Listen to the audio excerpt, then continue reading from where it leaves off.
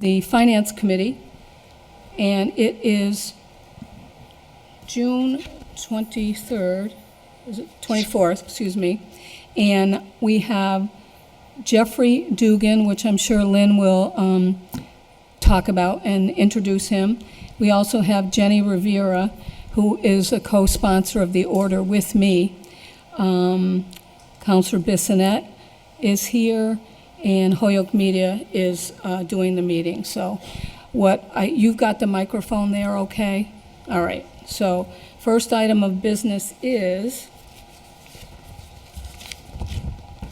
and Councilor Cocaine Givner is not going to be here tonight. She's traveling, so she is unable to Zoom in or anything. So first item of business is that Jenny Rivera and myself ordered that the Commission on Disabilities be invited to the Finance Committee to discuss Mass General Laws, Chapter 40, Section 22G, which will officially set aside funds from handicap parking violation fines into an independent budget. I move we take that off the table for discussion. So moved. All those in favor? Okay, so I'm going to read the law. Section 22G, funds received from fines for handicap parking violation, deposit in account expenditures. Section 22G, any city or town which has accepted the provisions of Section 8J is hereby authorized to allocate all funds received from fines assessed for violations of handicap parking in said city or town to the Commission on Disabilities. Funds so received shall be deposited by the city or town treasurer in a separate account and shall be used solely for the benefit of persons with disabilities. Said account shall be established by the city or town treasurer and shall be kept separate and apart from all other monies. Expenditures from said account, including accrued interest, if any, shall be made upon the recommendation of the Commission on Disabilities in accordance with the accepted procedures of the city or town for the disbursement of funds, including the approval of the mayor and city council or town manager or board of selectmen. The city or town accountant shall submit annually a report of said account to the mayor and city council or town manager and the board of selectmen for review, and a copy of said report shall be forwarded to the Bureau of Accounts. And what I did, Lynn, if you don't mind, Lynn Horan is here on behalf of the Commission on Disabilities. And Lynn had asked, if you don't mind, I'm going to read this, okay?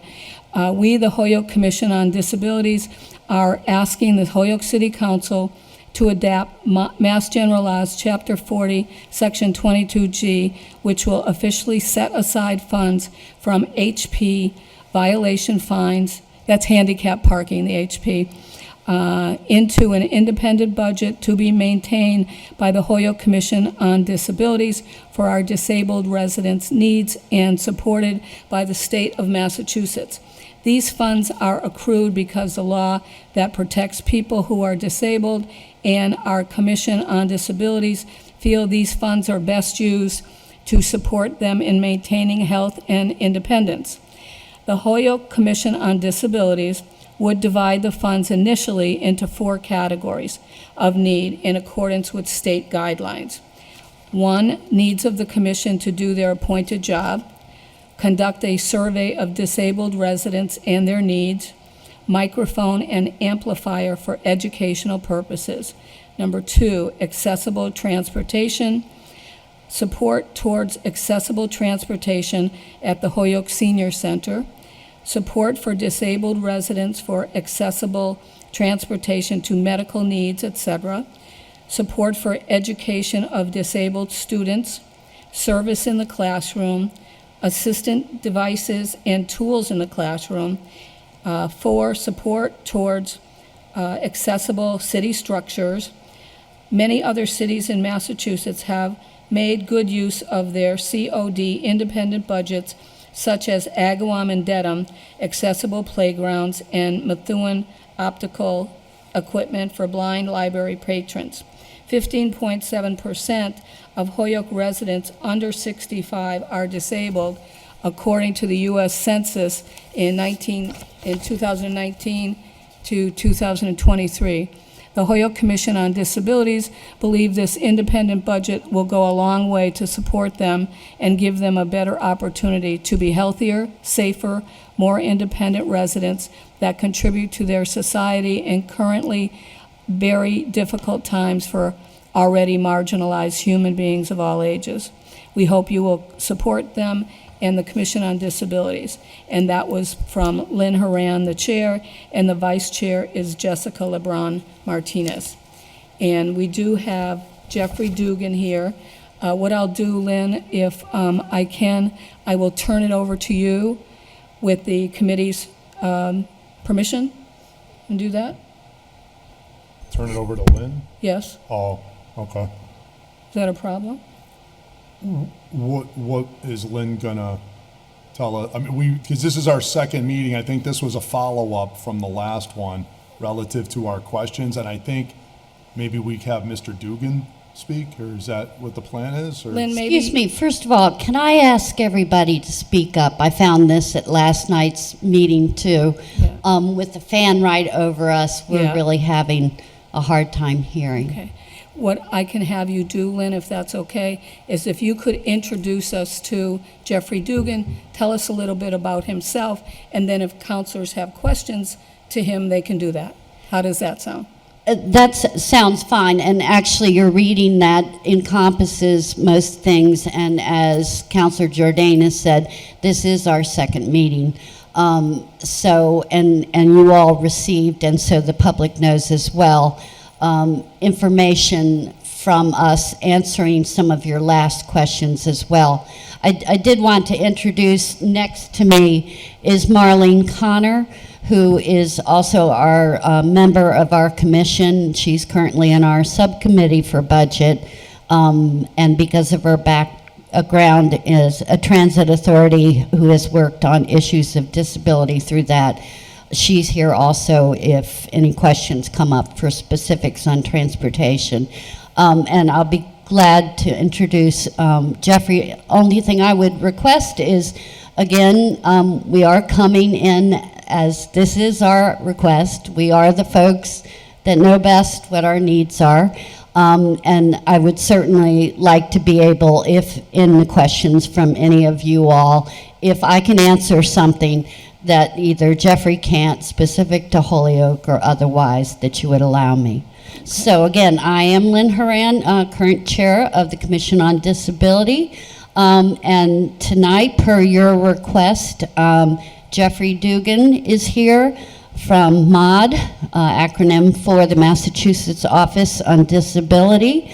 And I would just say that all through this process for many months, we have been in conversation, the commission, with Jeffrey, and he is here to answer your questions. And thanks so much, Jeffrey, for coming in. Better to do virtually than traveling this hot day. Thank you. I was going to say good morning, but good evening to the Finance Committee. I thank you for having me attend. My name is Jeffrey Dugan. I'm the Assistant Director for Community Services at the Massachusetts Office on Disability. I've been there since around 2000, and I started as a clerk, worked my way up to Assistant Director at this point. I've been working with commissions for the entire 25 years of my employment with the Mass Office on Disability, so I'm very familiar with HA, very familiar with 22G, and I'm here to really try to answer any questions you might have about this wonderful kind of opportunity for the city or town to do. Councilor Jordan? Hi, Jeff. Thank you for coming. We appreciate you helping us understand this. Jeff, my first question and some of the follow-up questions that I have relative to 22G is, why do we even need it? First of all, the mayor and the council determine every budget of the entire city. So why would we want to adopt this statute that says we have to allocate all the funds that we collect on handicap revenue, mindful that the request to spend from the mayor was $36,000, but we collect more than $36,000. So the question is, why can't we just use the normal budget process? The mayor makes a determination that he wants to allocate X dollars. All these funds today go into the general fund. Why would we want to create this that seems to hamstring the city into requiring us to give all the funds into some special account that's earmarked specifically, and that may not be how much the mayor and the council want to even spend for this purpose. So could you address that question, please? Sure. There's a few levels here. One, I first want to start with the amount. It's up to at this point, obviously MOD is not, we cannot give legal advice or guidance. However, we do offer information training and I'm sorry, we can give guidance, I'm sorry, but we can't give legal interpretations. So at this point, we are very familiar with municipalities either doing all of the parking fines, the $100 to $300 fine that Holyoke has adopted for people who would park illegally in the designated accessible parking spots. So it's not all of the laws related to handicap parking, it's just really those fines, the $100 to $300 fine. Number two, commissions don't always get all of the funds. In the beginning, although nowadays it does seem like they do get all of the funds, but in the beginning they were splits because communities, I believe just like what you're asking, are a little worried about giving up a sum of money that would ultimately go to the Commission on Disabilities to improve lives of people with disabilities in the community for very specific purposes. Now, so some of that has been splits like 50-50, but again, that's up to the local interpretation with your town council about that. So we can't say whether or not that's right or wrong.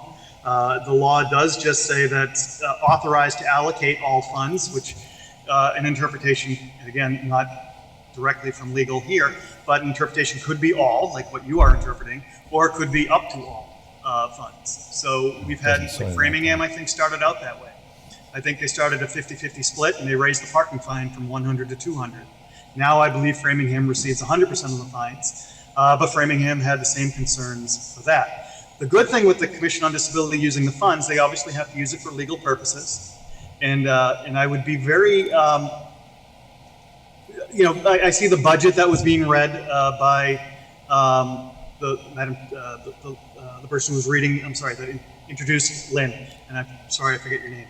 But you read Lynn's letter, and they had a budget for transportation and other types of items. It's a little ahead of the cart to set aside what these funds could be and how much they're going to receive, because it all is dependent on the police enforcing parking laws, right? And writing the tickets and then getting them enforced and getting them paid before the money even comes back to the general account to be allocated to the Commission on Disabilities. So setting up a direct budget saying X dollars for this and X dollars for that is kind of not overreaching at this point until something is actually established and you have some sort of a budget that you can work from.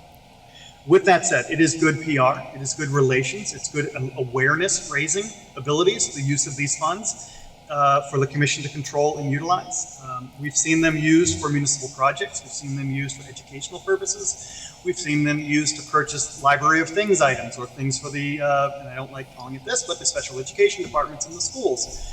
In fact, the commission that I serve on, which is the Situate Commission on Disabilities, we do a lot of that. We purchase We've purchased Moby mats for beaches. We've purchased beach wheelchairs for the beaches for people to use. We've purchased all kinds of auxiliary devices that can be used in the library of things. So people can use those devices to participate in some of the programs, like a screen reader or a special reader that can read books and do things like that.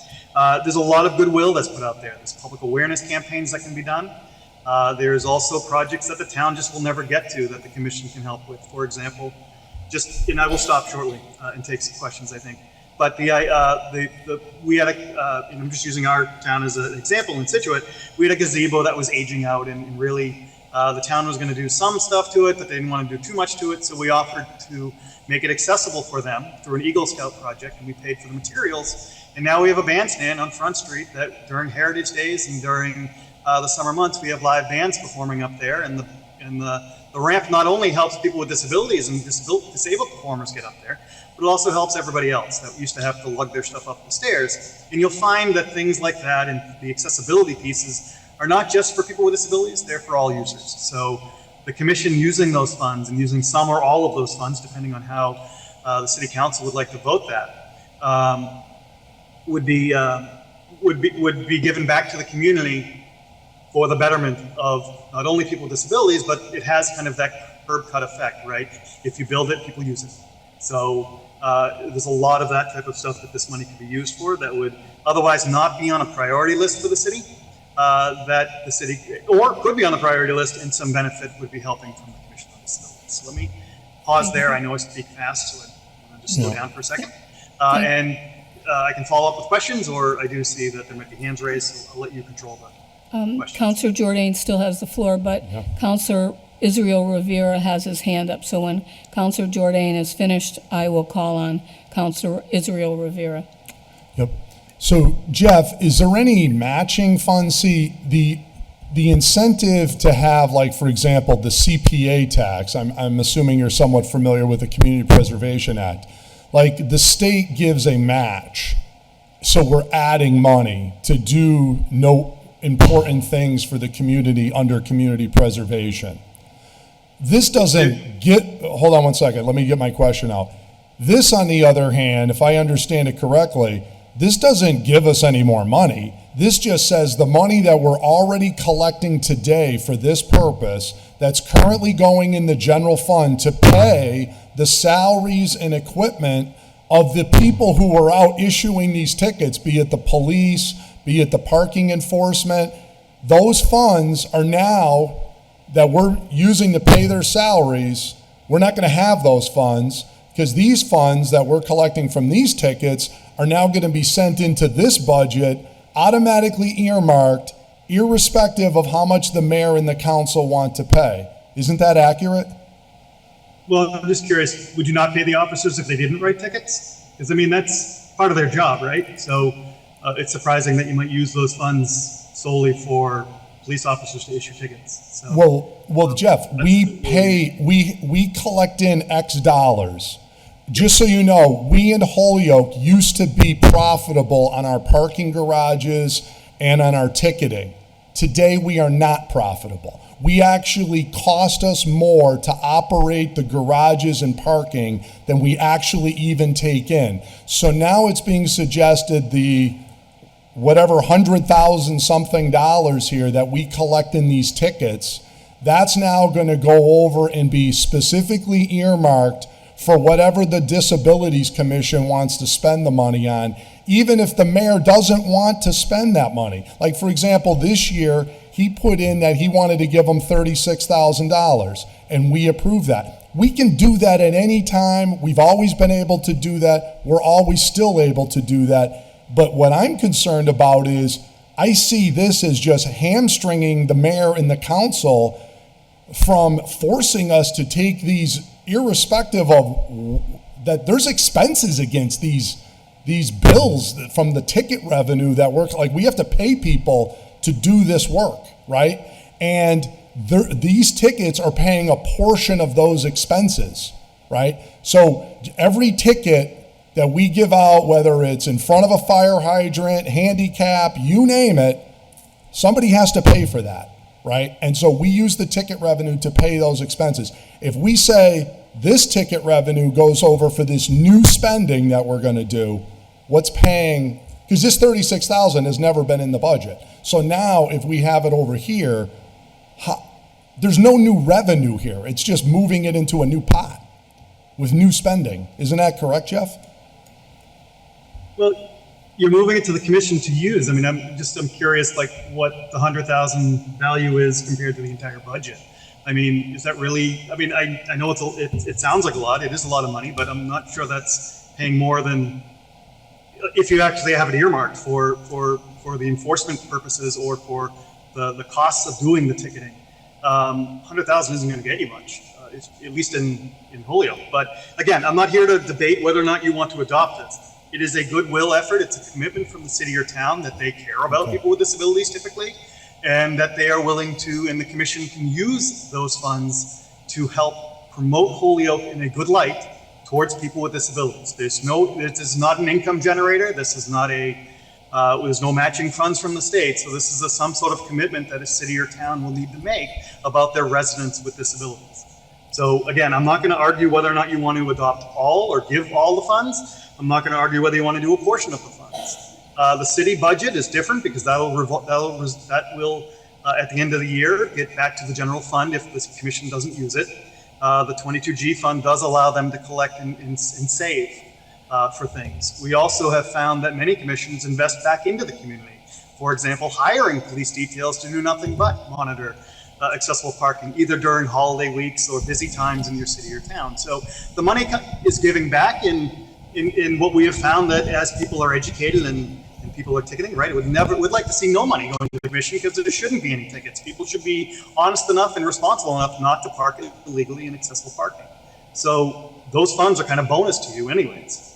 They're only there because the police wrote tickets for people who did bad things, taking away very limited parking from individuals with disabilities. So I'm not going to try to persuade you on whether it's a good budgetary move. I think it's a good move socially, and I think it's a good move for the city to formally accept the commission and to formally recognize the commission as a body of the town that has some funds that they can utilize to give back to the town, and specifically to benefit people with disabilities. So I'll stop If there. I might, there's other counselors here. Counselor Juan Anderson Burgos.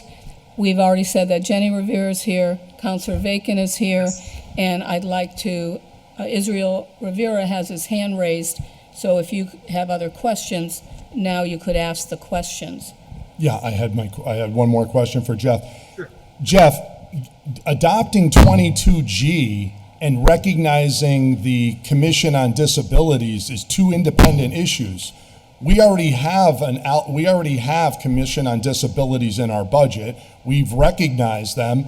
They do good work. There's no dispute about that. My point is, we don't need to do 22G to do that. What I'm suggesting is, and I haven't heard anything other from you, is this statute says all the funds, and number two is, this also means that there's no accounting for the expenses it costs to actually pay the salaries of all the cost that go towards collecting any parking ticket, whether it's people parking in handicap spots, which they shouldn't do, or parking in front of fire hydrants, or parking illegally double parked in the street.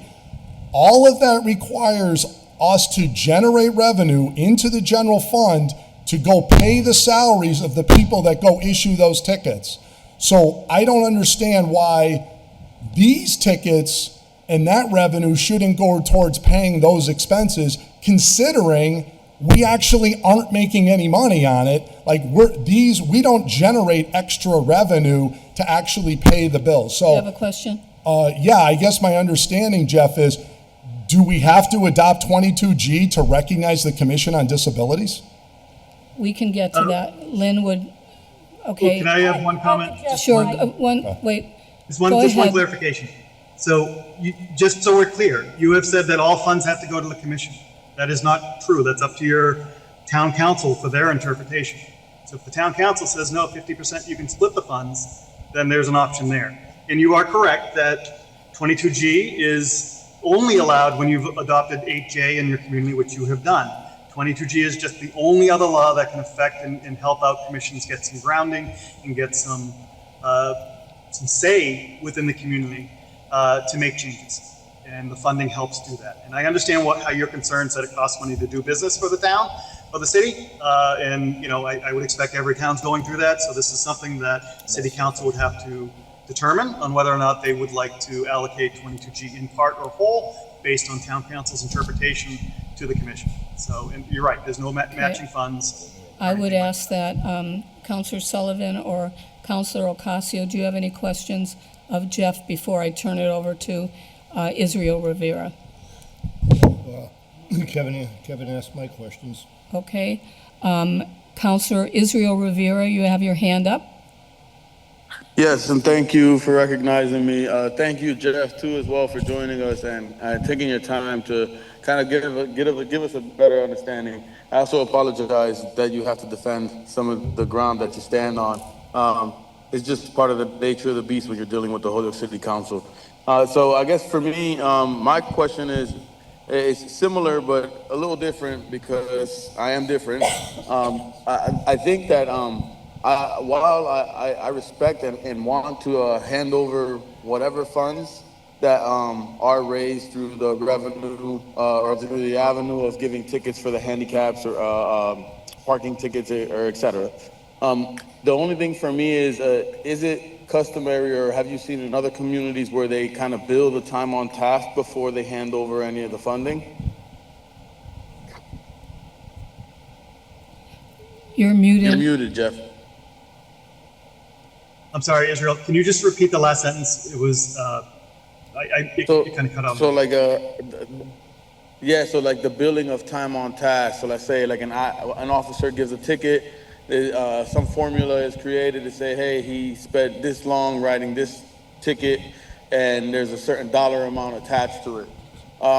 That way, let's say there's $100,000 that's in the account, and of the $100,000, time on task is like $25,000 or $35,000 or $40,000. So that way, the program becomes self-sustainable in a sense. Well, so I hear you. So thank you. That was a good question. I'm a little concerned about kind of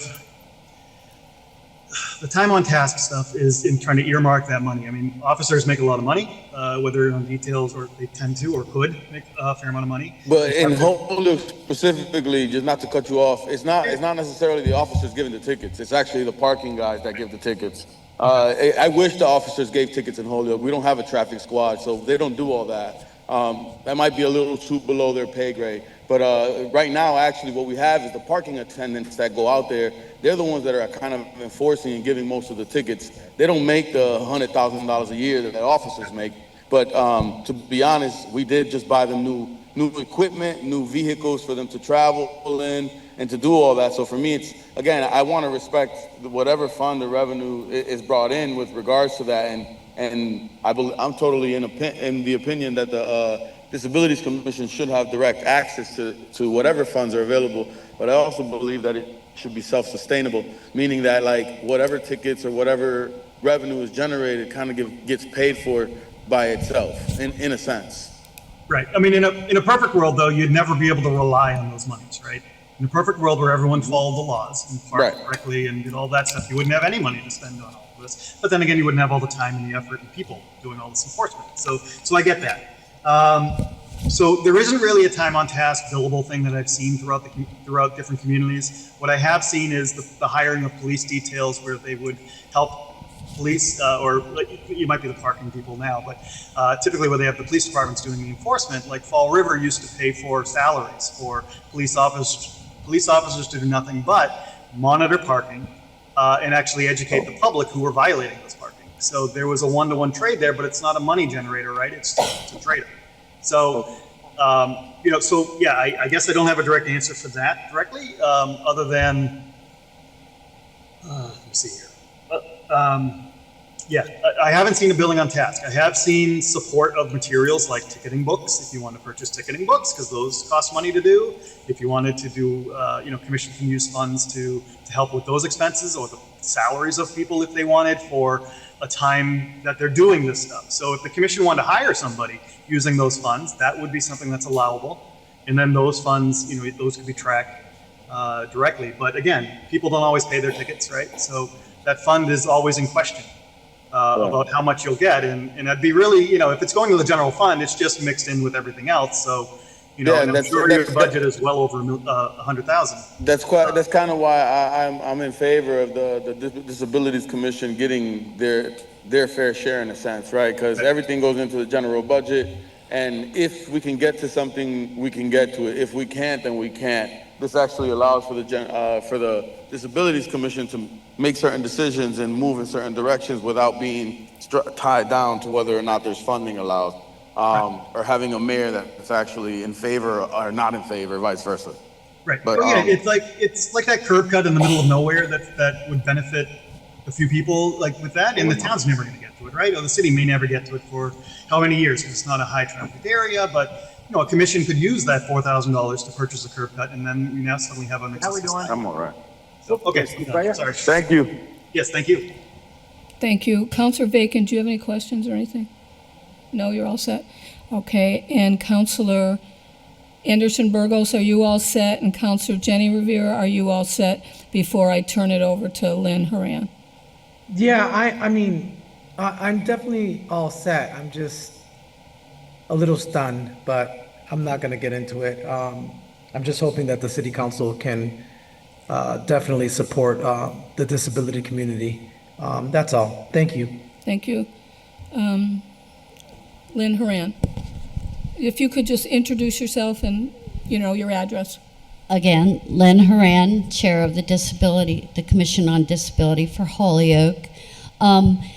So, to Councilor Jordain's question, the first one, about why should, when he spoke with Jeffrey Dugan, the state official, Jeffrey gave you an accurate and honest answer. It's your choice. No, that's why we're coming here to ask you.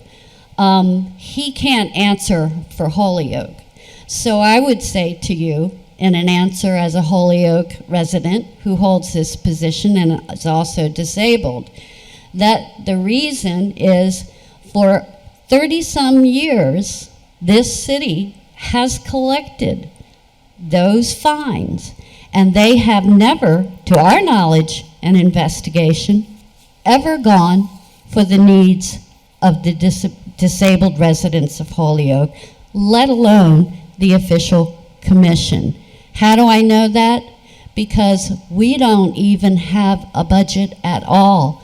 Currently, we don't have money to have an account to provide a virtual access to our disabled public, the public that we are tasked and appointed to represent, who need virtual more than any vulnerable population here.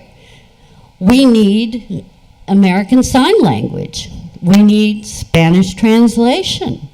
But we currently have a free program that gets interrupted every 40 minutes because it's not a paid account. How professional does that work for us? We have not had anything. We had to go outside it to get our public safety building to put accessible doors on our police station. Thankfully for the mayor's support on that again too. And that's been how many years? So I would turn that question back to you.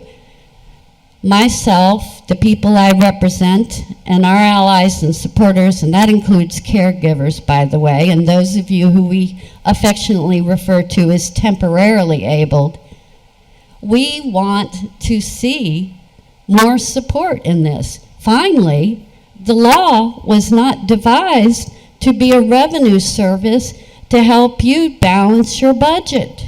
And it is supposed to be a benefit first to protect us in our need to park. I know personally, I have fallen with my child, my baby in my arms, because I could not find a parking place. And yes, those places will take, they will definitely take, people will take advantage of it, as I've talked to Carmen and Letha, Councilor Ocasio, that I despise the people that abuse it as much as you. But back to the point again of the question why. We haven't been. We are not an accessible city in any way, shape, or the form.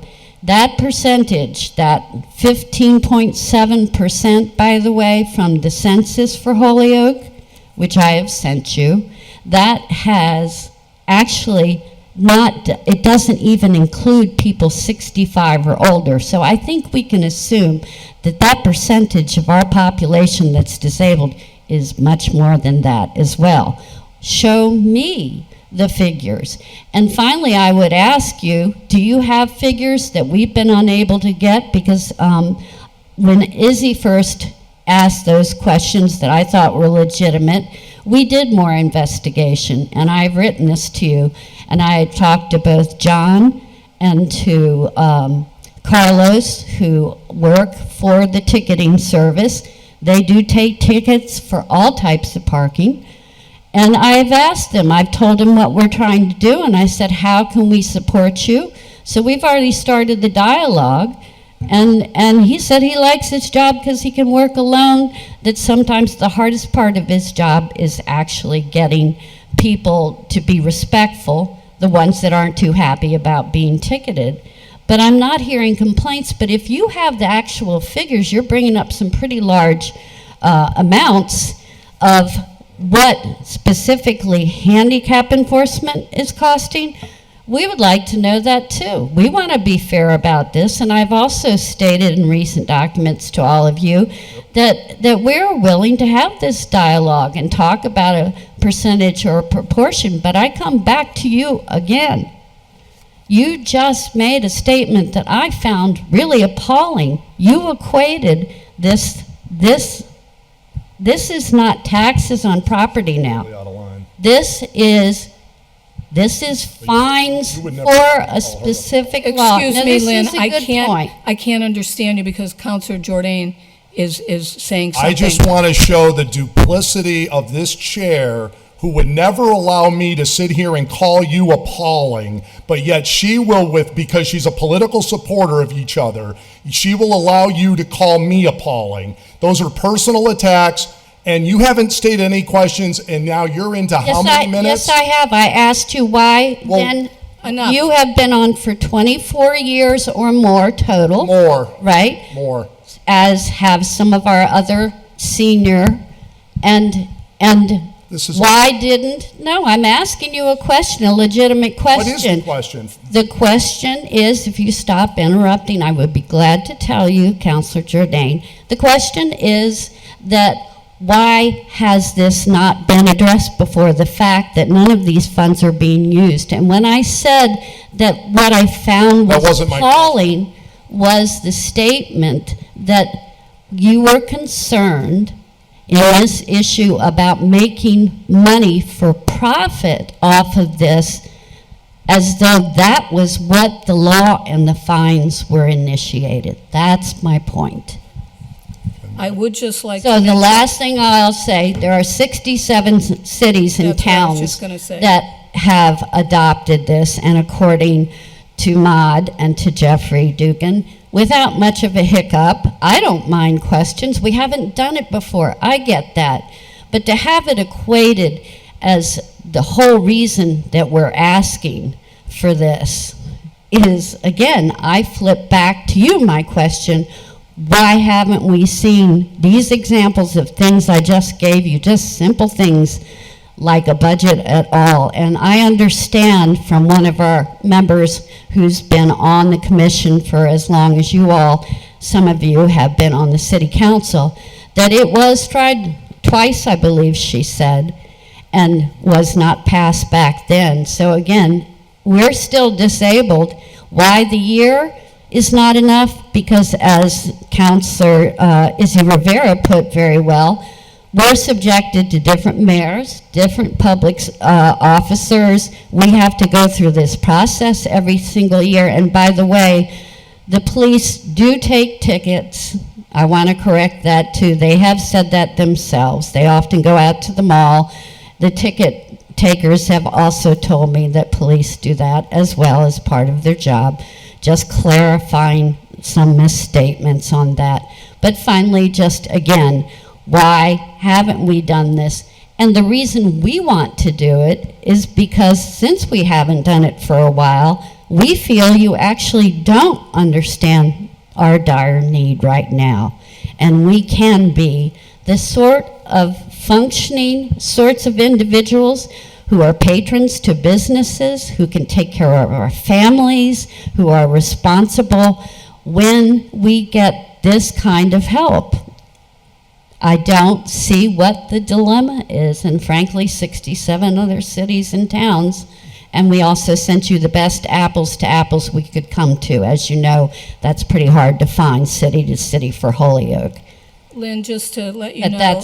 that's my point again, mostly just trying to answer Councilor Jordan's question for a Holyoke resident who does understand. And just to let you know that The Agawam has done this, Westfield's done it, Wilbraham's done it, Pittsfield's done it, and I was going to say that police officers absolutely can write these tickets. It's not just the Monday through Friday guys that are in their little cars going around downtown Holyoke.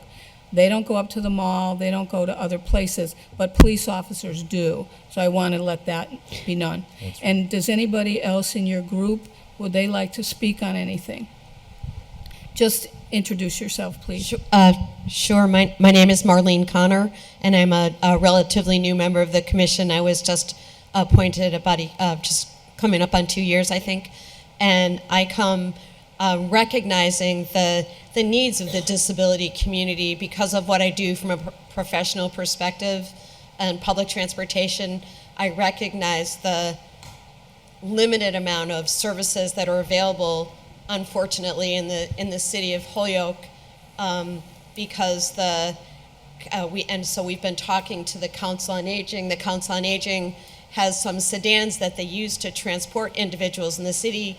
Those vehicles are not lift equipped, and so the opportunities for transportation, mobility, and access are limited. I also understand from my work that the transportation needs are going to continue to grow, because the changes that are going to be coming in Medicaid are going to remove transportation from the Medicaid program, and so the 15% of the population in Holyoke that uses Medicaid transportation, non-emergency medical transportation, is going to disappear. And so the needs that those individuals have to go to doctor's appointments are not going to disappear. And so I think that we as a community should try to figure out some solutions. And, you know, as the commission, we'd be happy to work with the commission and with the city council to try to point out, to identify, and to let you guys understand what we are seeing in the community. And so we think that it's our opportunity now to represent to you what we're hearing from the disability community as we are off doing our jobs. Got a stand that doesn't reach this far. Kelly Curran, Personnel Director. We said this before, so I don't want to waste everyone's time because I know you all are going on your second night this week, third tomorrow, but we do appreciate the budget being passed for us last night, and we're grateful for the funds. And I think I said in the last meeting, like, Councilor Jordan, Mayor Garcia, they're not going to be here forever. So if we just had some kind of assurance that we would get some money annually, because we're not guaranteed that without adopting this law. So I would also like to ask to adopt some language, possibly whether it's percentage or something, like some compromise, because you know, we are grateful, we're appreciative, but we're not guaranteed this moving forward. Thank you, Kelly. I also have Councilor Jenny Rivera's got her hand up, and then Israel Rivera has his hand up. So Jenny, why don't you go ahead, and if you have any questions or comments. Sure, Madam Chair. Thank you. Lynn, thank you for being there. I am full support of this, as I took care of my mother-in-law I have your along name with there. I have your other name people there. that helped out 10 years. She was disabled. She passed away. It'll be 3 years this month. And currently, with my dad, which is 84 years old, worked all his life and is suffering from dementia, disabled. And I am in full support of this. And I just sit here behind a computer and wonder, this is why people do not want to come to city council meetings. If we have guests coming out and speaking to us and telling us their concerns, us as counselors should not be going back and forth with them. Should we be here to listen to them? That's why we were voted in. Let's listen to them. Let's work with them. It's okay to disagree. But the disrespect back and forth, it's unbelievable. I am in full, like I said, I'm in full support. I'm the only dealing one that's with, been insulted. I'm disabled. Do we need the services? We do. We do. So I am not understanding Why do we need to be disrespectful to anybody that's coming into chambers to give us their concerns and ask for our help and ask for our support? That's what we should be doing as elected officials. Let's hearing them out, let's hear them out, let's try to support it as best we can. Because honestly, as I hear, yeah, they need to get paid, they're out there getting ticketed. There's other things that we have, as a city, have gotten money in, and we're still trying to figure out where that money is going, which is not coming into the city. I don't need to get into that because it has nothing to do with this topic, but I'm pretty sure most of you in there already heard and know what I'm talking about. So Lynn, thank you very much, and I am in full support of this. Thank you, Councilor Rivera. Councilor Izzy Rivera, you have your hand up. And then Yeah, Councilor Jordan. I just wanted to double down on my support just for this particular thing, especially around the fact that we do know that the police do have the capabilities of giving tickets, but that is not necessarily in the nature of what they do on a day-to-day. So being that we don't have a traffic squad and we don't have an actual intention, it would make sense to have some sort of funding where the Disabilities Commission can focus on certain areas that could be problematic that have come up through complaints or whatever it is, and use some of that funding to contract with police or whomever it is to do some of this work, specifically in a targeted fashion where they're actually focusing on this. Thank you. Thank you. Councilor Jordan. Thank you. First of all, we have two issues here. One is support and the need to help important initiatives for the disabled. That is completely independent of this issue, okay? Just so we're all crystal clear, this city has spent an enormous amount of money on public buildings, public things to help the disabled. Every time somebody calls us up and puts out, I want a handicap sign in front of my street or something, we don't send them a bill to do that, right? That's just gratis as part of the tax money that they pay. Should we be doing more to help the disabled? Absolutely.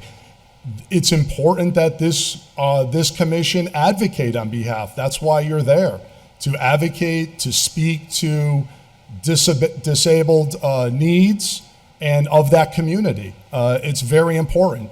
And we have, I think we're totally in lockstep on those priorities. What this is a bad idea. And let me explain why. One is and of course, I have to be, because, and I get how this is replay the tape, basically every issue that comes through the council where I try to inject a degree of common sense to an issue and practicality, you're labeled fill in the blank issue. So now I'm sure from this it'll be you're labeled, you're anti-disabled, and I'm sure my political detractors in the audience that are here tonight will say that. But for those that want to actually get to the meat of the issue, yeah, you know who you are. And when we get to the heart of the issue, when you're looking at how does this make practical sense? Money that the DPW takes in on fees, fines, any of this stuff goes right into the general fund. The building department, the clerk's office, every department that raises revenue. This was one of my questions.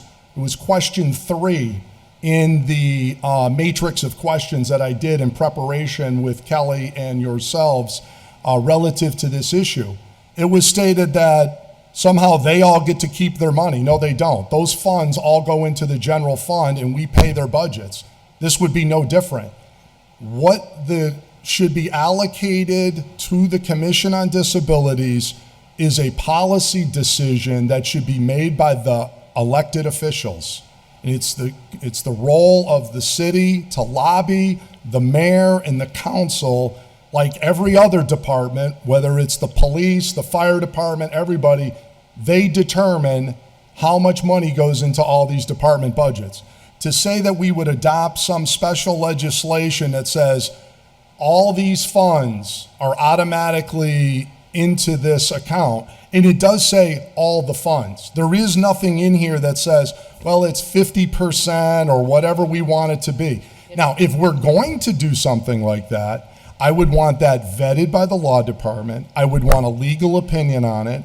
I would want there to be a policy statement adopted by the mayor and the council relative to this. So to Kelly's point, is there a compromise here? Perhaps, but it needs to be more research.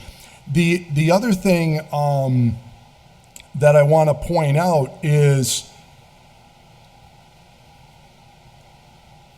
as far as the cost, we need to actually do a full analysis. I'm giving you the macro, okay? In the macro of ticket revenue, parking revenue, these revenues compared to the cost, right? We just spent a new expense in the parking budget, for example, $81,000 for a new security detail.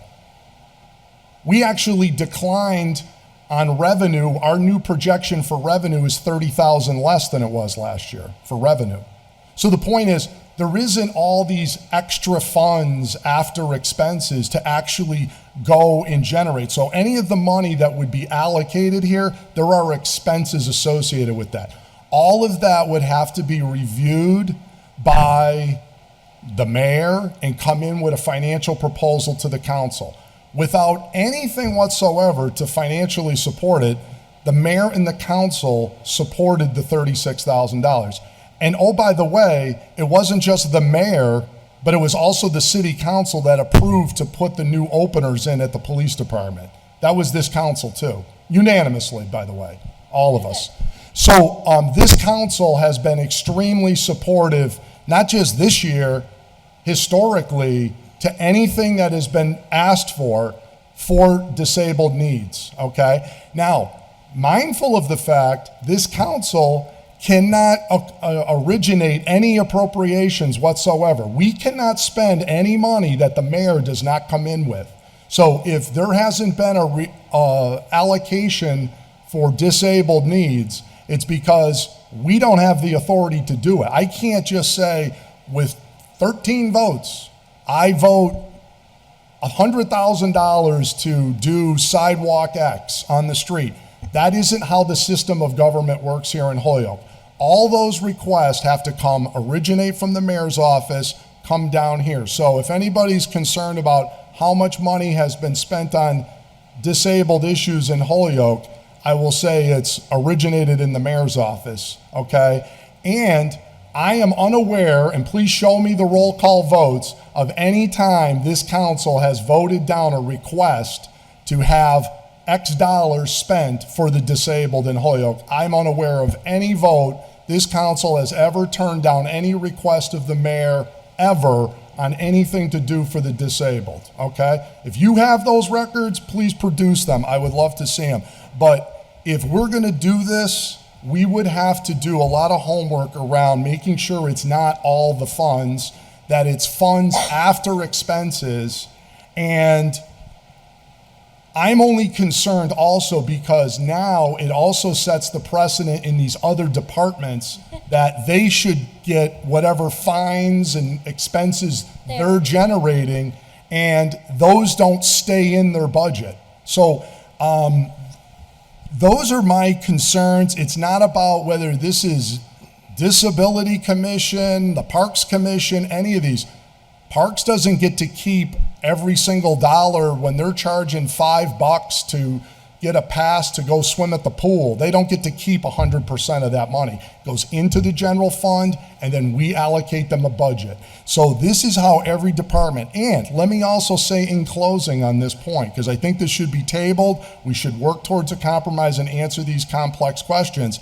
I will also say for the record, this is a city government that is spending unbelievable sums of money, and the question is, why aren't we using any of the money that we're currently generating for the things that you're suggesting? For example, this city government is taxing more, $11 million more in property tax than they were 4 years Councilor ago. Jordan, do you have something to add Yes, to I'm this making these particular facts. issue? And Lynn, I'm ready to make a motion that we accept Mass General Laws, Chapter 40, Section 22G. Point of order. Israel Rivera has his hand up. Point of order, I had the floor. Counselor Sullivan? Point of order. what is in front of us is not to accept, or, why am I being interrupted? No, she can't hear you. I'm sorry. I don't know what's with these microphones. Point of order, what is in front of us is not to accept or deny Chapter 40, Section 22. What's in front of us is ordered that the commission be invited into Finance Committee to discuss it. There's nothing in the order about accepting it. That's a good point. I'm still, Counselor Rivera, Israel?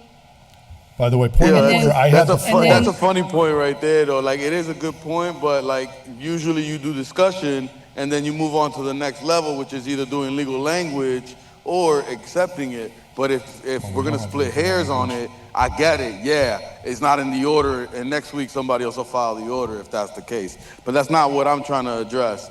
What I'm trying to address, and what I'm gonna say again, is that I'm in support of it. The other piece is, again, just like last night, someone has spoken, and because that one person has spoken, everyone else will be on their wave and nothing will happen. So if they suggest for you to table so that we can negotiate, then it makes sense to listen to what the person is saying, because if not, they will derail the whole situation. Thank you. Okay, so I am going to make a motion to accept Mass General Laws, Chapter 40, Section 22G, as it says, to put aside funds from handicap parking violation fines into an independent budget. Does anybody second that? Okay, I will take a Motion. roll call vote. Counselor Jordan. no. Counselor Sullivan. No. Counselor Devine, yes. Counselor Ocasio. No. Okay. Motion All right. to table. And and the premise of the tabling is we need to know how much exact revenue is being generated. Number two, we need to know what is the cost to operate the parking program so that we would even know how much to allocate these nice people, okay? What is the revenue after expenses, the net income that could even go to this? And then, and then you would also thirdly need the actual legal form back to us to adopt if we're going to consider it. So, and then the fourth thing that we would need, since this is all being recorded, so Jeffrey, I hope you're taking good notes, we would also need a legal opinion from the law department on the question of, can we actually limit it? The statute says all. Can we legally say 50% of the net income of this goes to them? And then number 5, is there going to be a proposal from the mayor to the council that creates okay, after expenses, it's an agreement with all involved that says 50% of everything after that is going to go to the Commission on Disabilities. Like, none of that homework has been done yet. So we need that to move forward in the spirit of compromise. Because this is about money. This isn't about, everyone's in favor of helping the disabled, and any proposal the mayor wants to come forward, like his $36,000 the other day, we all supported the $36,000. Okay, so that's not an issue here. The issue is mechanically, if we're going to do this, we're going to have to do it the right way, so there's actually backup and support. So I will on that make motion, I'll make the motion. I to will table. file an order that we accept this Mass General Laws. I'll do that. We can probably have that in our August meeting, okay? I'm sorry that it's turned out this way, but semantics plays a lot in the wording. So we will, there's a motion. Counselor Sullivan. Yeah, I take a little bit of offense at the chair here. There's no semantics here. What the order says is come in and discuss it, to receive some information. That's not semantics. That's what I'm reading right here in front of me. To vote on something else that's not in front of us would be a violation of the open meeting law.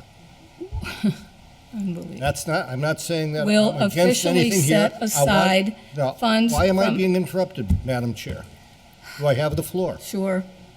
Sure. Go ahead, Counselor Sullivan. That's wonderful of you. Thank you. It's not often I get a chance to speak. All right? My concern is everything that Kelly Curran put in front of us, and I agree with that, could be handled through local ordinance. All right? Right. We're already doing it. All right? When we accept Mass General Law, the first thing I heard here was open to local interpretation. That's a whole Pandora's box right there. All right? 67 other communities have accepted it. 300 haven't. Why haven't the other 300 accepted it? So, yes, would I be in favor of some ordinances? And quite possibly a lot more money than would ever be generated. But we're sitting here arguing about parking tickets. This is something that could be, that could quite possibly be funded at a much higher level than what is even being requested or discussed here. That's right. All right? So those are my points. Those are my comments. Thank you for giving me the opportunity to express myself. Any other things before we move on to item number 2? Well, I would, if I may, Madam Chair, I would just say that's the other thing that you should be advocating for, is to actually, instead of this is sort of a cookie cutter for the whole state, right? Holyoke could create its own Holyoke rule to do allocation. So I just want that to be brought into the consideration. What Michael is saying is a very possible thing, and you might actually make out better. And then it solves all these nuanced issues about how much and how it's all handled. So if we do our homework, again, I get it. A lot of times people, and that's the way this council operates, everything is yes, yes, yes, yes, yes, ignore the details. And that's why, quite frankly, we're in the condition that we're in. So therefore, I think that we just need to do the homework and do it right if we want to do this. So, Lynn, quickly, and then we're going to Yes. I adjourn would because the police just is coming say, in. and addressing that too, Counselor Jordan and Counselor Sullivan, that we have done homework. And some of that can even be seen in the first recordings of our initial meetings, both with the mayor's budget and before that. And yet we still took the time to do that documentation. And right now, we have tried to find out from the same sources I hope you have, through the treasurer's office and the rest, both what's coming in and also what's going out. And you can't answer that either, and I can't either, and I'd sure like to know, and I get that, but it comes back to the other part of your original question. Why us? Why do it this way as opposed through the mayor? It is because 30-some years of this, and no, we haven't done a lot for the disabled, because these issues, you don't know because you don't live it. But I understand that, but you don't. But the second part of that is the fact that we have not been able to get access to any of these things, and we couldn't even get the most minimal amount. One thing I can tell you about being disabled for 40 years, where were you all when you were 27 years old? If you had been hit by a progressive disease, lost your income, increased your medical bill substantially, how would that have changed your life? The reason that we don't want just 1 year is because most of these diseases that disable us, let alone accidents and a multitude of other types of disabilities we'd like to be able to address, is because they're not going to be gone in a year. That budget's going to be gone. And we may have a different mayor, we may have different city council members, but we will still be disabled, and we are still not addressing this. People like myself, you can't understand this. You say you know the need, but you don't. And what I'm going to tell you is that most of us, whether you were born with a disability or you acquire it 27 years old like myself, or later on, it might be coming for you at some point.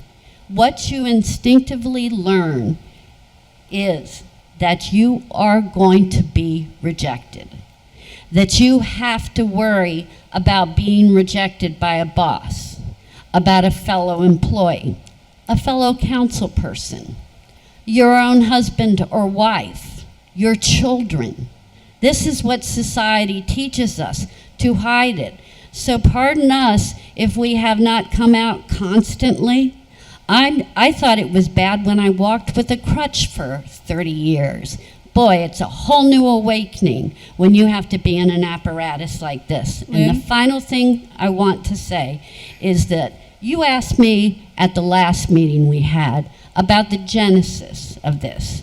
The genesis of this is not the origin of it. Those were your exact words. We have a recording of it. The genesis of this is not just about me, Councilors Jourdain, Sullivan, Ocasio, Bacon, and those listening. It is in all the misery that I have lived in my life, in the ways it's impacted my ability to work or not work or give to my community, to be a parent, can save her child from walking across the street when she can't run after him while she's holding an infant baby. When I have those experiences, when I know I have a 4 to 5 year life expectancy and I'm at year 6, when it's real like that, I know, and when I feel sorry for myself, I think about the day I had this wheelchair delivered to me. And the mechanic told me the reason he was late is because he delivered another 450-pound chair to an older woman in a 3rd floor apartment in the flats who didn't have an elevator in her building. I think of her every day. Lynn, we're going to, if you don't mind, we're going to move on to, And thank you, Patty, You're for the welcome. allowance of that. we're going to table this. Yep. And Counselor Jenny Rivera and anybody else who would like to file an order with me that we accept the provisions of Mass General Law, Chapter 40, Section 22G. So we'll take care of that, and I'm assuming it'll probably be at our August meeting that we at least have that order filed. Okay, so thank you very, did you have something else? I'm clear on that. Thank you all. Okay, so Counselor Sullivan had something else? I would just make a suggestion to the chair that if we're filing a new order, that what this order called for was discussed. This order has been complied with. Fine. So you don't want to table it? Well, I think it should be tabled, in my Okay, opinion. I think we need, this order, if I may, calls for us to get the information to do this. So that's what we should do. We should get the information to do it. And hopefully, I mean, everything I've said here for the request for information, I'm sure Jeff, myself, whatever, I made a whole, I do my homework just like everybody else in the room is doing So we should table it? Yes, and because these I'll points. take a roll call vote to table it. Counselor Jourdain? Well, hold on, I just want to explain. The purpose of that is based on we need to do the follow-up so that we can, my concern is, if we're just accepting things and we don't do the homework as to what we're actually doing and voting on and how it's going to actually work, that's the issue. So I think we should work together, get this in, then these put together, and then maybe it's something, we work on the details, maybe we decide it's by ordinance, maybe it's this, and there's a compromise where, or not even a compromise, we're probably all in agreement if these details and these questions are addressed. So that's the stuff between now and August, hopefully we can work on together, okay? Counselor Izzy All right. Rivera has his hand up. Thank you. So, Counselor Rivera? Yes. Thank you. I was just wondering if legal could provide information on whether or not, if you can make an amendment to just create the legal language for the next meeting. You can still table it, but to have the legal language come in at the next meeting, so that way you guys can edit it, make amendments or whatnot, because I don't understand how you can't just like make an amendment to the order that was filed to change what the original intention was, because that's what we do in ordinance all the time. So I'm trying to figure out where, like, why it's stuck in stone. But I mean, if you don't want to, you can table it, whatever. But for me, it feels like you can still do two things at the same time. But I just was Why don't we wondering if Why don't we ask Attorney Bissonnette if he has an answer to your question? I'm not sure he's here. Well, it says he's here. Oh, is it? Okay. Oh, there he is. That's actually a really good suggestion. Attorney, Yeah. go ahead. Good evening. Sorry about that. I had trouble connecting. It'd be my view that the order itself can be a representative of the committee making a statement that it reports or that it requests the law department to prepare an order accepting the reference state law, and also directs the acquisition of the information Councilman Jordan was looking for your next committee meeting. And please don't make that tomorrow night. But I think it can be handled that way. The question is, you eventually, as I understand it, you eventually want to get an order to accept that statutory provision before the council for a vote. So that's one way to do it. Second way to do it is file for your next meeting, which would then be referred to finance, I presume, and then you would then ask law to prepare that same document. So be happy to prepare it if that's what the committee would like. Just needs to direct law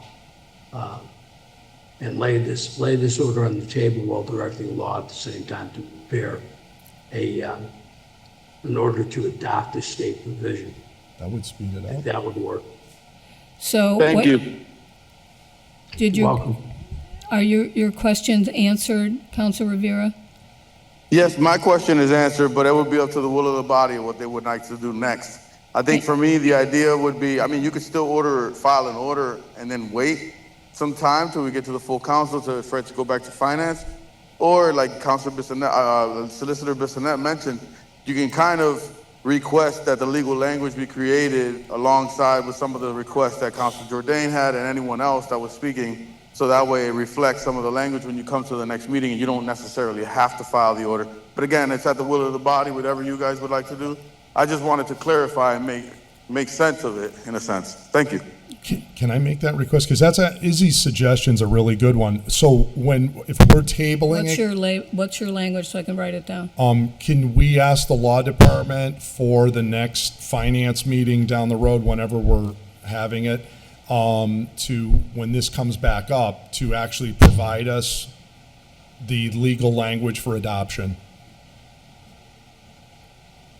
And that would speed it up before the August 5th for you to have to file it. So You could this, start working on it. this would be the law department provide legal language to accept Mass General 22G. Laws, Chapter 40, Section 22G. Is that right?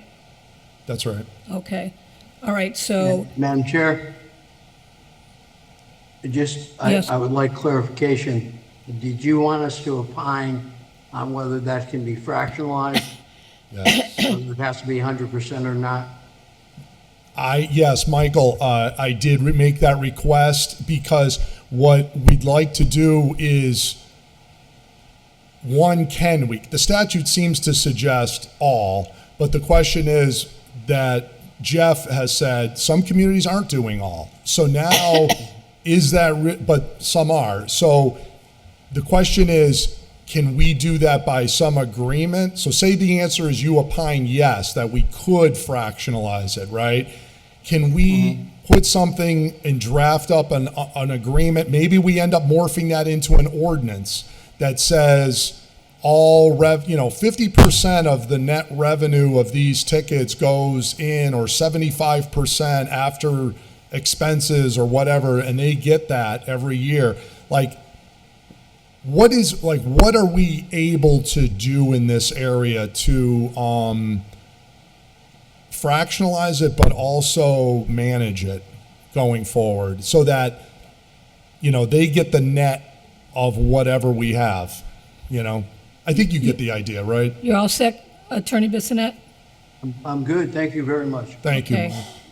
Okay. So I will see what Attorney Bissonnette has to say when he provides the legal language as Counselor Jordan recommended, all right? And then we'll go from there. Okay? No microphone.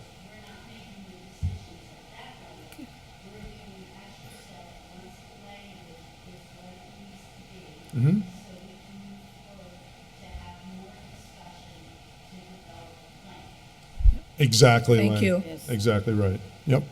Thank you. Thank you for coming. So on the motion to table? Second. And to have the law department provide legal language. And get us all those info that I had mentioned Right. earlier, and, Right.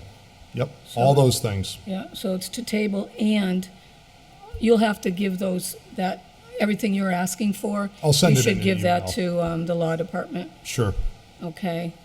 All righty, so we're all set. Thank you. Yep, have a good Madam night. Chair, if I can just say thank you for having me out. Oh, thank you very much for, Thank you, Jeff. Thanks. thank you. Kelly? Madam Chair, just quickly, I wanted to let you guys know, I'm having trouble hearing you guys. I don't know if it's my laptop, but you guys sound very, very far.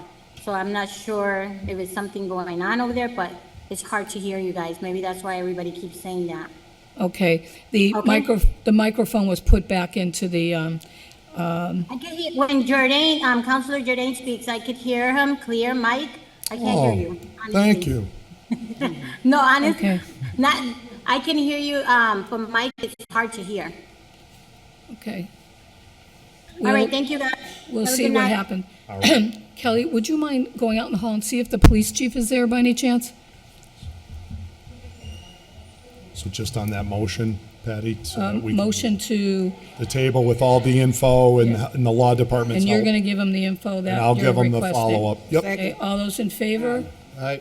Okay, Counselor Jordan? yes. Counselor Sullivan? Yes. Counselor Devine, yes. Counselor Ocasio? Yes. Okay. All right, so, oh, good, he's here. Hey, hey. Come on in and have a seat.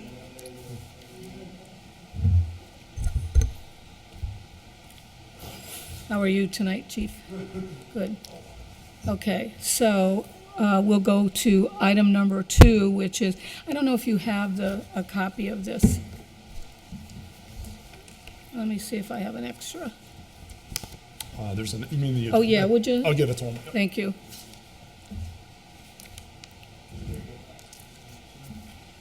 Okay, so we're on item number 2. Ordered that Police Chief Keenan, what are the current procedures for cash seizures? Move, we take it off the table for discussion. So moved. All those in favor? Aye. Okay.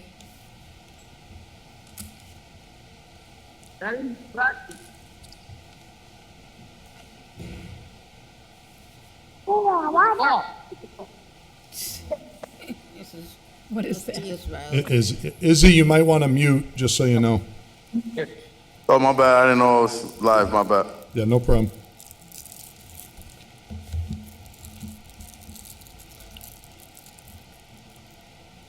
Did you already read the order? Yeah, Oh, okay. and we all voted to. Yeah. Should we open it up? Do, can you answer that yet? Sure. Okay.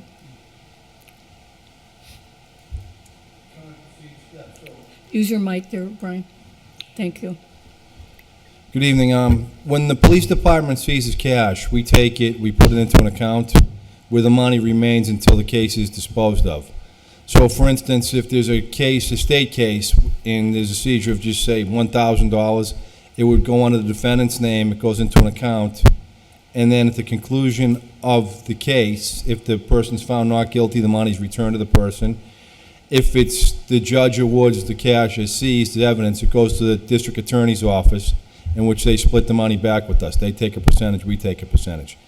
That's a state case. With a federal case, it's the same way, except there's a percentage based on the man-hours put into the case by the Holyoke Police Department. So, for instance, if we have a task force officer who puts in 10 hours and the case is in Springfield, we still get a piece. If he puts in 20 hours, he gets more. It's all by the amount of participation in the cases, which depends on the percentage that you break that you receive. And also, I know Counselor Israel Rivera's hand is up, but I know that Counselor Jordan was questioning the Main Street Fire Station, Sure. for lack of a better Sure. term. If you could talk about that. Sure, so what probably stimulated this conversation was a story in the Northampton Gazette. That was a Hampshire County case. So the defendant, the man that we're talking about, the name escapes me right now, he had cases in Holyoke and he also had cases in Hampshire County. He pled guilty to the Hampshire Franklin cases. So all of the police departments involved received a piece of the seizure assets. We didn't have anybody involved with that case, so we're not entitled to any of that. The big case down on Main Street with the former firehouse, that's more complex because the defendant died before the case was adjudicated. Is that a state or federal case? by the way? State. State, thank you. But there was a problem with, counsel, there was a problem with the state and the feds who was taking jurisdiction. It ended up being with the state.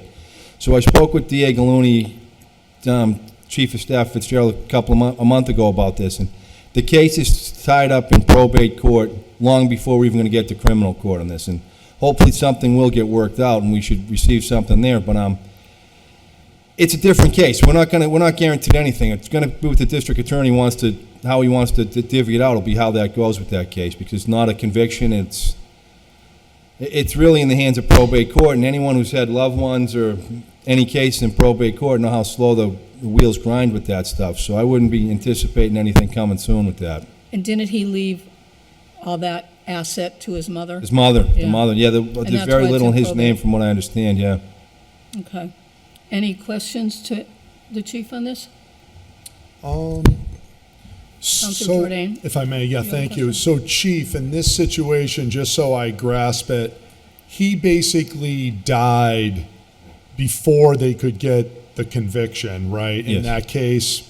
And so effectively, the charges end up, in that case, what happens there? The charges, the DA dismisses the case effectively, and so now the mother gets, so I guess my point is, I mean, I don't want to think this sinisterly, but it's like the gig is up and I have all these wealth, and before I've just made a decision to either take my own life or whatever happened here, so that my mother ends up with everything and all the charges get dropped, so all the proceeds of these quote-unquote alleged ill-begotten gains end up all accruing to his mother? Or is that how that ends up playing out? Or Your sinister inclination is correct, because oftentimes what people involved in drug dealing, other illegal things they do, is they put the money in other people's names, whether it's shell corporations, property in their kids' name, their mother's names, girlfriend's names, cousins' names, and just in case something happens, it makes it more difficult to detect the assets. In this case, there'll never be a conviction because the defendant's dead, and the DA's office is going to have to make a historical case of why the money came from illegal gains, and I'm fairly confident they'll be able to do that. But at the end of the day, counsel, it comes down to a probate judge and who's going to get what, and these things usually get worked out before a trial. interesting. So, because he had all these fancy like sports cars, I understand there was all these weapons there. There was all kinds of money. I mean, and then the building itself, right? I mean, I believe perhaps it's in some arrangement, maybe perhaps with a family member or No. So the DA's office is maintaining that property. Detective Glasheen is assigned to the DA's task force. He goes there and checks the alarm, checks the condition of the building Interesting. on a weekly basis. And this isn't going to go away. I mean, This is going to be a while. well, it's a much sought after asset because there was Right. $4 million in cash, not to mention all of the other everything else. I can't imagine what the cars are worth, or the guns, or the artwork they said was extravagant in Oh, yeah. the house too. So I mean, the building itself is going to be, it's decked out. Oh, yeah. It was like, MTV Cribs, exactly, pretty on much. Main Street. Yeah, I mean, they say he really did it quite opulently. So, interesting. Wow. Okay. So the DA is basically running the building at this point. He's maintaining it. He's maintaining it. Okay. Interesting. All right. Thank you. I know many women that want to see the kitchen, because I guess it's quite the extravagant kitchen. So, just saying. Counselor Sullivan? Yeah, Chief, I only have one question. Right now, how much money is in the seized assets account? So there's two accounts, Counselor. We have a state account and a Fed account. We're around, the Fed count is around $49,000. And the state account is, hold on, let me read that, let me get this right here. 49,000 in the state and around 89,000 in the Fed. Okay. Thank you. Okay. Oh, go ahead. So that money is, those dollar amounts are specifically earmarked for Holyoke? That's ours, yeah, that's so. What happens, Counselor, is the city has to maintain two separate accounts, a Fed account and a drug accounts, and a state one. So anything from the DA's office would go to the state, anything from the DEA, U.S. Marshals, FBI would go to the Fed account. Yep. So, as I understand this 138,000, it's up to the police chief and no one else how that money is spent. It does not come before the council. No, but there's very strict parameters of what you can and cannot use it for. I haven't touched it since I've been there. Right, I'm Yeah. not accusing you of No. anything. I would like to. It's just we haven't got around to it. And I tell you, I'm scheduling a meeting in a couple of weeks with the DEA guys and to go over where we are exactly with that money and with the Holyoke account is. I managed it in Springfield when I was there, and I just to be candid with you, I haven't had time to get over and just do that yet. But it's on the list. Yeah.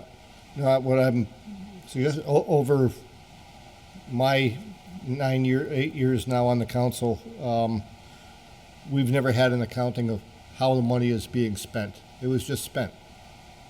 There's no checks and balances. I think it would be good if we could hear from our new chief how he intends to spend the money, and when it is spent, to let us know what's going on.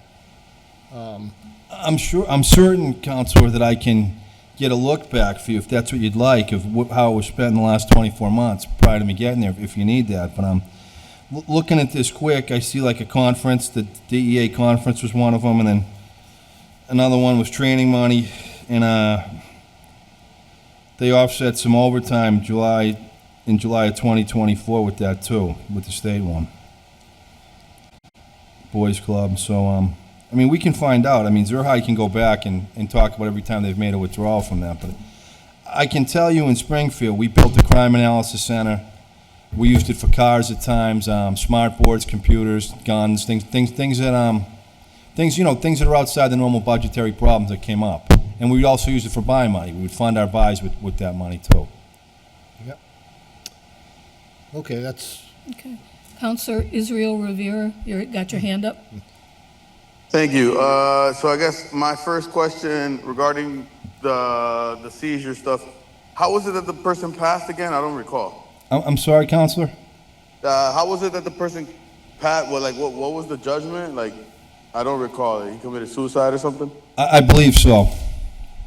Okay, because it's different reports that I heard of. Okay, so then there's, I guess for me, particularly around that one, yes, the trust fund stuff is in the mom's name. I'm more interested in understanding of like all the stuff that was in his particular name. Also, just because it would be, like you said, it would be hard to take something away when it's in the mother's name. When it's in his name, it's a different argument.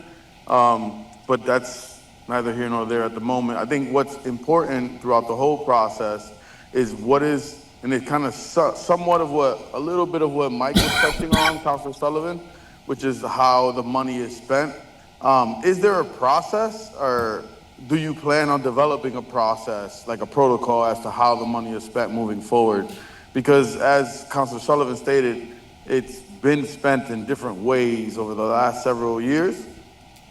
Yes, there is tight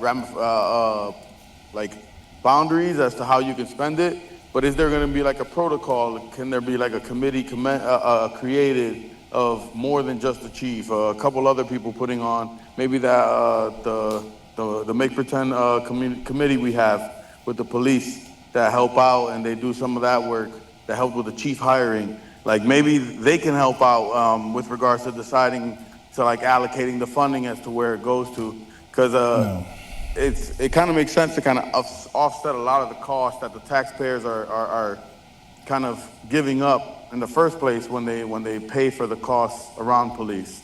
So like, do we have like a protocol, or is that, I mean, you're new, so do you plan on creating a protocol? So what I plan on doing, Counselor, and I'll be very candid, I haven't got to it yet. I'm going to get in there soon and figure out exactly where we are, and we'll do a historical look back like we've done everything. But as far as the allocations, that's governed by federal law, so we can say whatever we want to do. At the end of the day, the United States Department of Justice gives the police chiefs discretion in using that money, so we're not going to get anything changed with that. However, I can assure you this, I'll be an excellent steward of that money, as I have been every penny of Holyoke City money since I've got here. It's not money for junkets, it's not money for cash cows. What it's money to do is augment law enforcement in police initiatives that we don't necessarily have the money for them.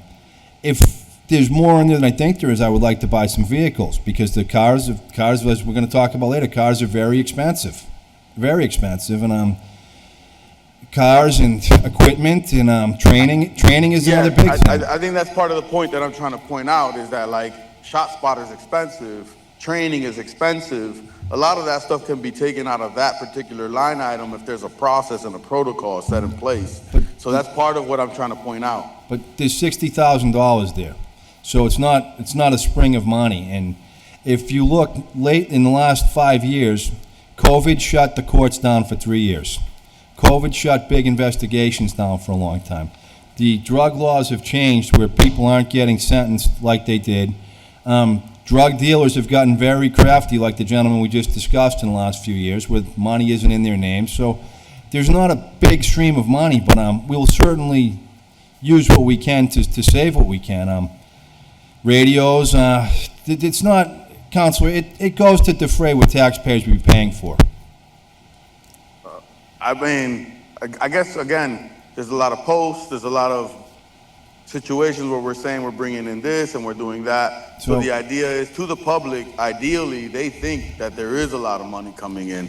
There is a lot of drug busts that are being busted in Holyoke, and there are several of them over the last several years that are huge in nature when it comes to cash seizures and all the other stuff. Yes, people don't understand the nuances behind actually attaining the funding and getting the funding, but the reality is the community that is receiving the traumatic direct impact is Holyoke.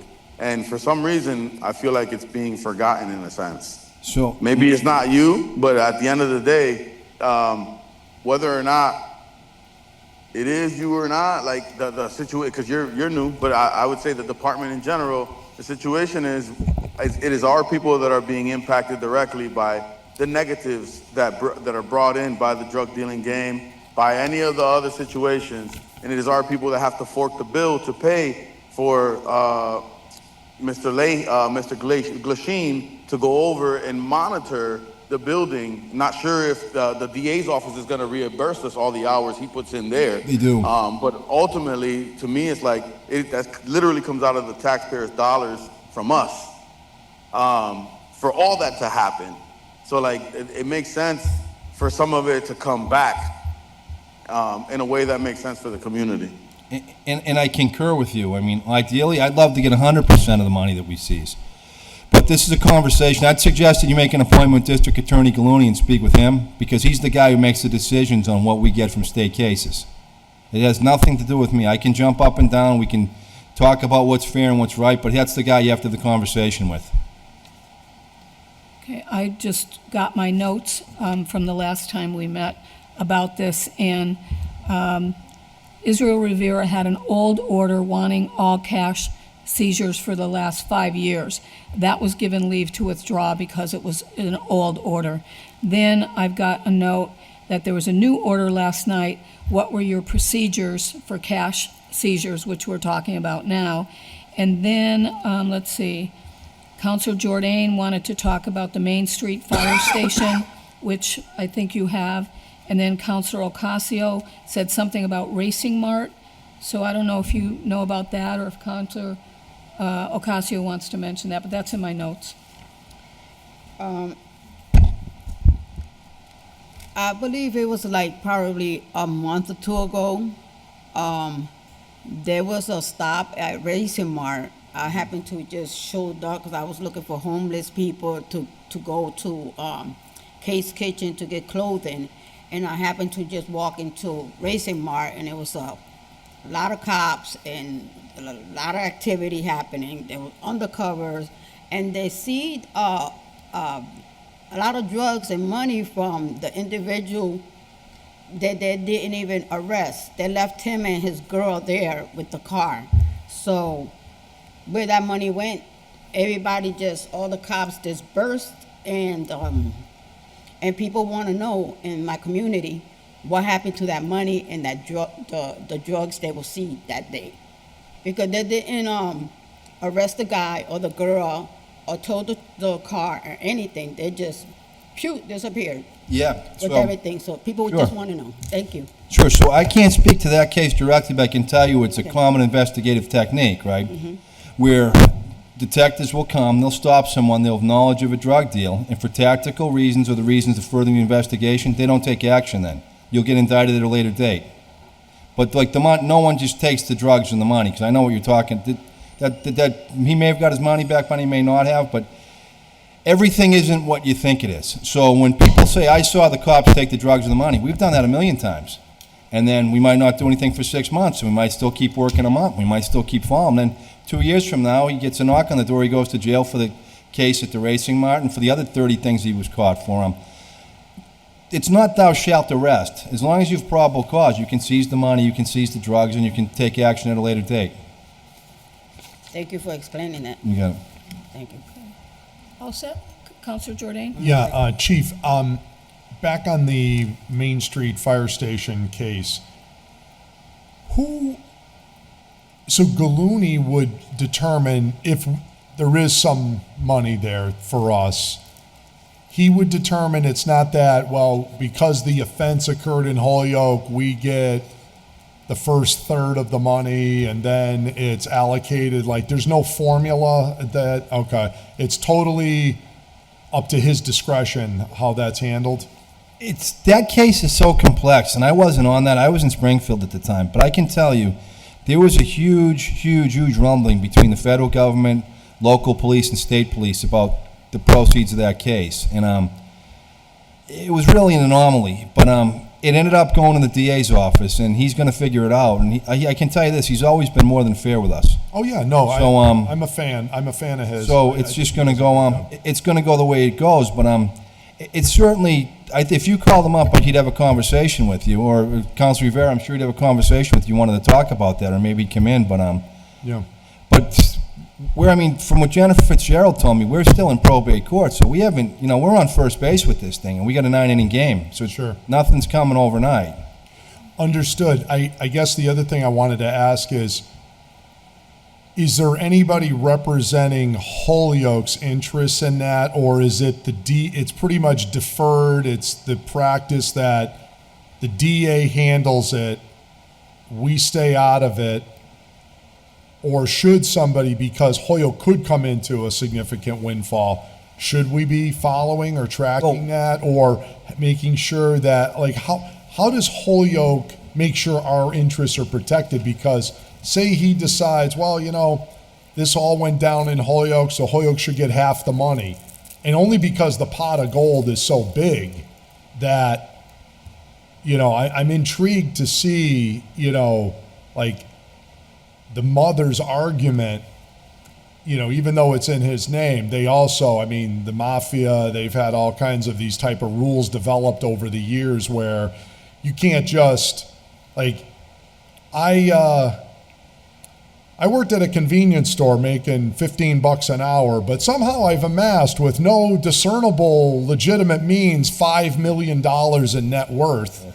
So, it's not just as easy as saying, I put the money in mom's name, right? There is arguments to get around those kind of things, right? Yeah. So I'm just wondering, who's looking out for, like, how do we make sure Holyoke gets its cut? I just am curious, how we monitor that. So Detective Liam Glasheen's assigned to the district attorney's office in the narcotics task force. He's on it. He checks the building all the time. He keeps it appraised. Detective Brendan Boyle is with the DEA task force.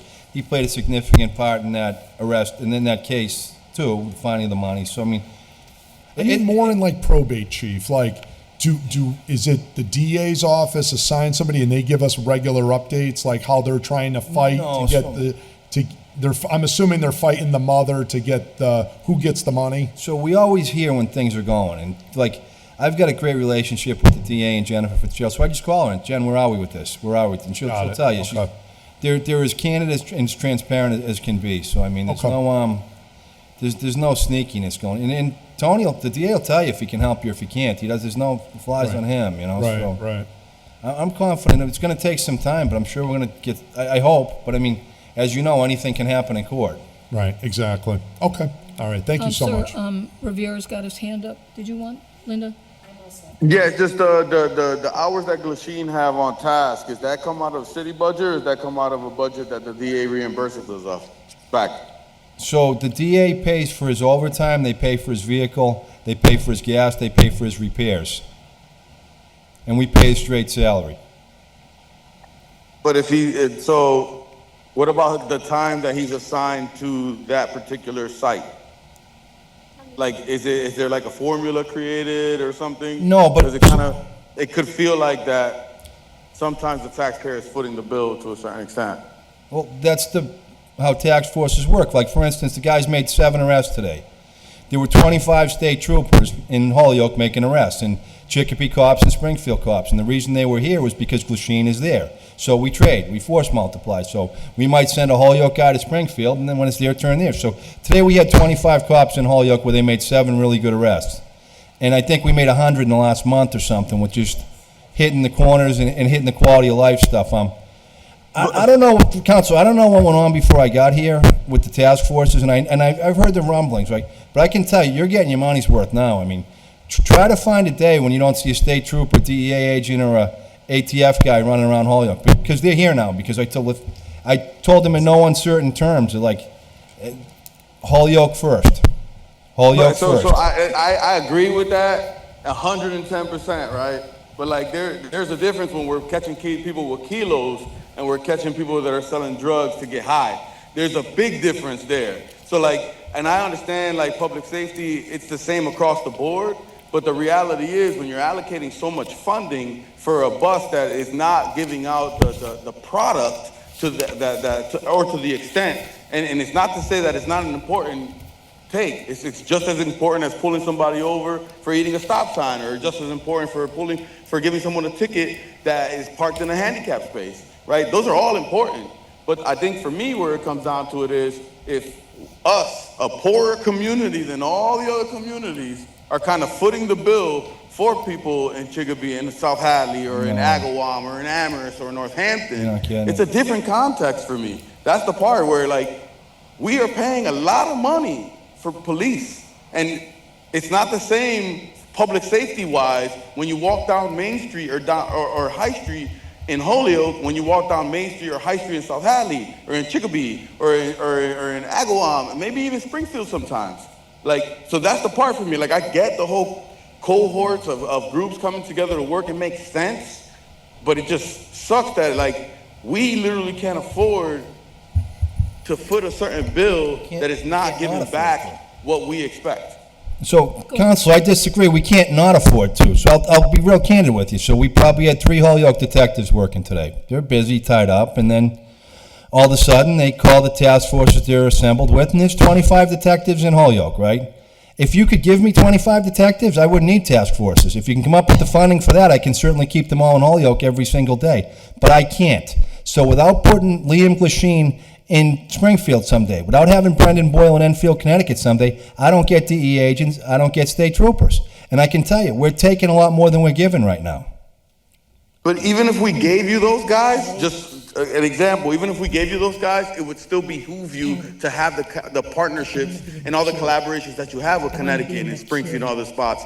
Because the drug game is not just in Holyoke, it's all over. Right. So regardless of the matter, we would still be paying that. That's what I'm trying to say. Like, we would still be paying that. And for us to not be catching kilos, or to drive down Main Street and have people that are asking you for money regularly, or just like having the quality of life, it's a whole different landscape once you go down a certain aspect of Holyoke.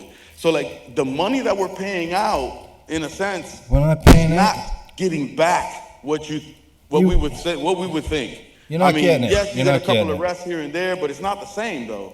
So we paid for 3 detectives today, and we had 25. So you do the math. One thing I would like to say, Chief, is we appreciate, I'm just speaking for myself, that you post things on Facebook and that we know what's going on out in our city, okay? Counselor Israel, are you all set? Because Counselor Bacon has a question. Yeah, I'm all set. Don't worry about it. And it's not, again, this is not particularly against you, Chief. This would be any chief that would be sitting in the seat. This is not personal. It's just in general for me. I know how the things work in the background, and I understand that we let things boil over until we can find something that's big so we can go ahead and catch them. But by then, it's too late. Our community is already ravaged. If you go into South Holyoke, you go into Flats, you go into Main Street areas, different streets on Appleton, it's already at a point where it's almost uncontrollable. And it's because of the type of approaches that have been taken in the past where we allow things to boil over. But again, this is not personally for the individual. This is more about the institution and how the approach is taken. Thank you. Thank you. Counselor Bacon? Thank you. I just want to speak up to say that I applaud the approach that you're taking. We can see the difference that you're making. And if we do not collaborate with other communities, we all know these drugs travel up and down the corridor. There's no hard line at the Holyoke boundary, the Springfield boundary, or the Chicopee boundary, or even the state boundaries for that matter. So I, for one, am grateful. And for anybody who thinks the drug problems are only in downtown Holyoke, think again. They're everywhere. They're everywhere. And again, I applaud you, I thank you, and I thank you for your transparency with the council as well. You've been in here every week since you got here, and it's a lot of your time, which I'm sure you could be doing things that might be more productive. Let me say that, but we appreciate it. Thank you. I don't mind coming, and I'll be really candid with you, right? You folks put me in charge of a $14.4 million budget. If I can't come here and answer your questions, I shouldn't have that responsibility. I take it very, very seriously. And I don't want to bring it back up again because I should shut up, but sometimes I'm overtired and I'm not enough. Like, these task force guys that come in, right, these are high-level guys. They don't want to be chasing people in parking lots for bags of dope. They want to be chasing kilos. This is all because of personal relationships that have developed over years and years and years. This is because the Colonel of State Police sees the value in kids being able to play basketball in the park. I went and did the park at Jackson Courts a couple of weeks ago. And the woman from the U.S. Attorney's Office told me I couldn't speak in the grass because it was littered. There was dog excrement all over the park, right? Yep. And then I walked around and there was needles all over the park. Yes, sir. And then they were playing. There was backboards were painted. I gave it till Wednesday. I called the guys from the sheriff's department. I asked them to pick up the park and paint the thing, which I did. And the DPW guys filed a grievance. And I don't care because my cops aren't going to sit in parks that are covered in graffiti. Holyoke kids should play in the same type of courts that kids in Long Meadow play in. And this is the stuff that's got to get done here. What goes on in South Holyoke matters. What goes on everywhere matters. When you go past Holyoke High School and you see the graffiti on the backboard, I can't understand why that's still there. So everyone going to Holyoke Hospital drives past that beautiful football field, which is nicer than any suburban one, those beautiful baseball diamonds, and there's been graffiti on that thing for a month. I mean, get it off. Yep. Right. Spray painting on the wall encourages drinking in the park, which encourages drug dealing, which encourages prostitution. That's why this broken windows thing and taking care of the customer, the guy from Granby who wants to come here to buy dope, locking him up is very important. When you get the guy from Amherst who comes here to buy sex, putting his picture in the paper is very important because we have to make it comfortable for our children to use these parks and uncomfortable for these piranhas to be here. We don't need them. We've reached our saturation point. We're a great, great community. We'll give you methadone, we'll give you needles, we'll give you shelter, we'll give you soup, but follow the rules. Right. Yep. But it's appreciated. Thank you. Counselor Ocasio? Chief, I appreciate everything you've been doing. You guys are working very hard, and I see the effort, and I see the difference. I live in the lower wards, okay? And I drive all over Holyoke, and I see you guys out there getting the job done, okay? These individuals, really, majority of all, I would say 80% of these individuals that are coming into Holyoke and do all this nonsense are not from here, okay? These motorcycles, are putting residents in a lot of danger. I had encountered a couple of them, and I'm not scared to just pull over and let them know how I feel, stop my vehicle. And actually Sunday, to be exact, Racing Mart was unbelievable. Unbelievable. I mean, that's never, I've been in Holyoke for 53 years, and I've never seen Holyoke, that corner, the way it was on Sunday. And they was coming, because they was videotaping it, like, all over Facebook. They were coming, like, zillions of them in the highway, So I encountered them in the highway, and I encountered them down here on Ward 1. Which it shouldn't be tolerated. It should not be tolerated. It's too many of them. You cannot even go get gas. You cannot even go get anything if you need it, And I think they're cracking down on, like, the festivity, like, it's too much in that corner. You have two establishments in one block, which a lot of people come and they eat there, they party there, they're having a good time. That's all good and dandy. But when now the people that you invite to your establishment to come in and buy stuff and party, it's causing the area to endanger people, and this is what people don't understand. That you can come party hardy and just be out, that's all good and dandy, but when you come in multiple, so many, everybody, there's kids around, people, elderly people right across the street that want to go to the convenience store and just buy something, to the gas station and buy something really quick.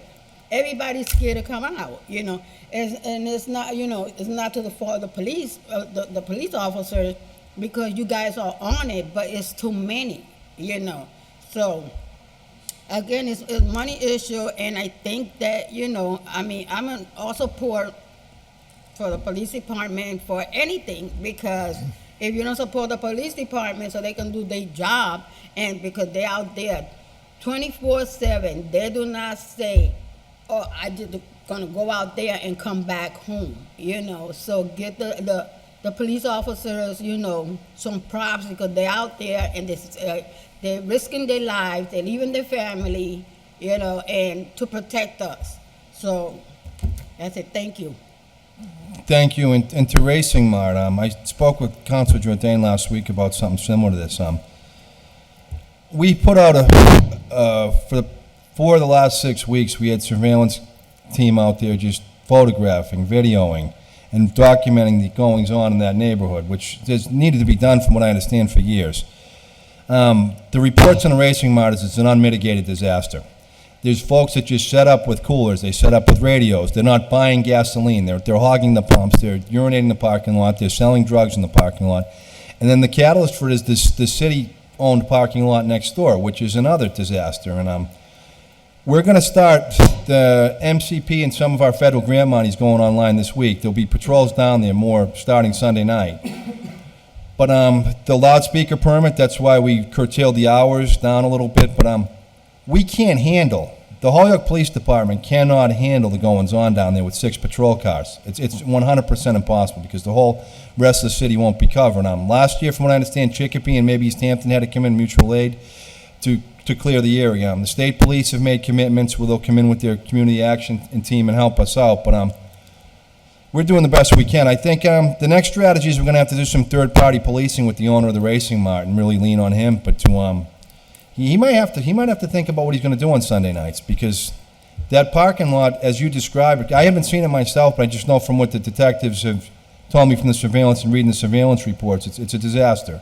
And the parking lot's a problem. I mean, city-owned parking lot, I'd fence it off and I'd have an attendant there and I'd charge. And I'd have clearly posted $50 per night parking, no this, no this, no this. And then when they violate, take action and yank the cars. But the I think bars, the two Council Jenny club, Rivera has an order in to do just that, to do that, so we would sorry to support, interrupt we would you. support that, Counselor.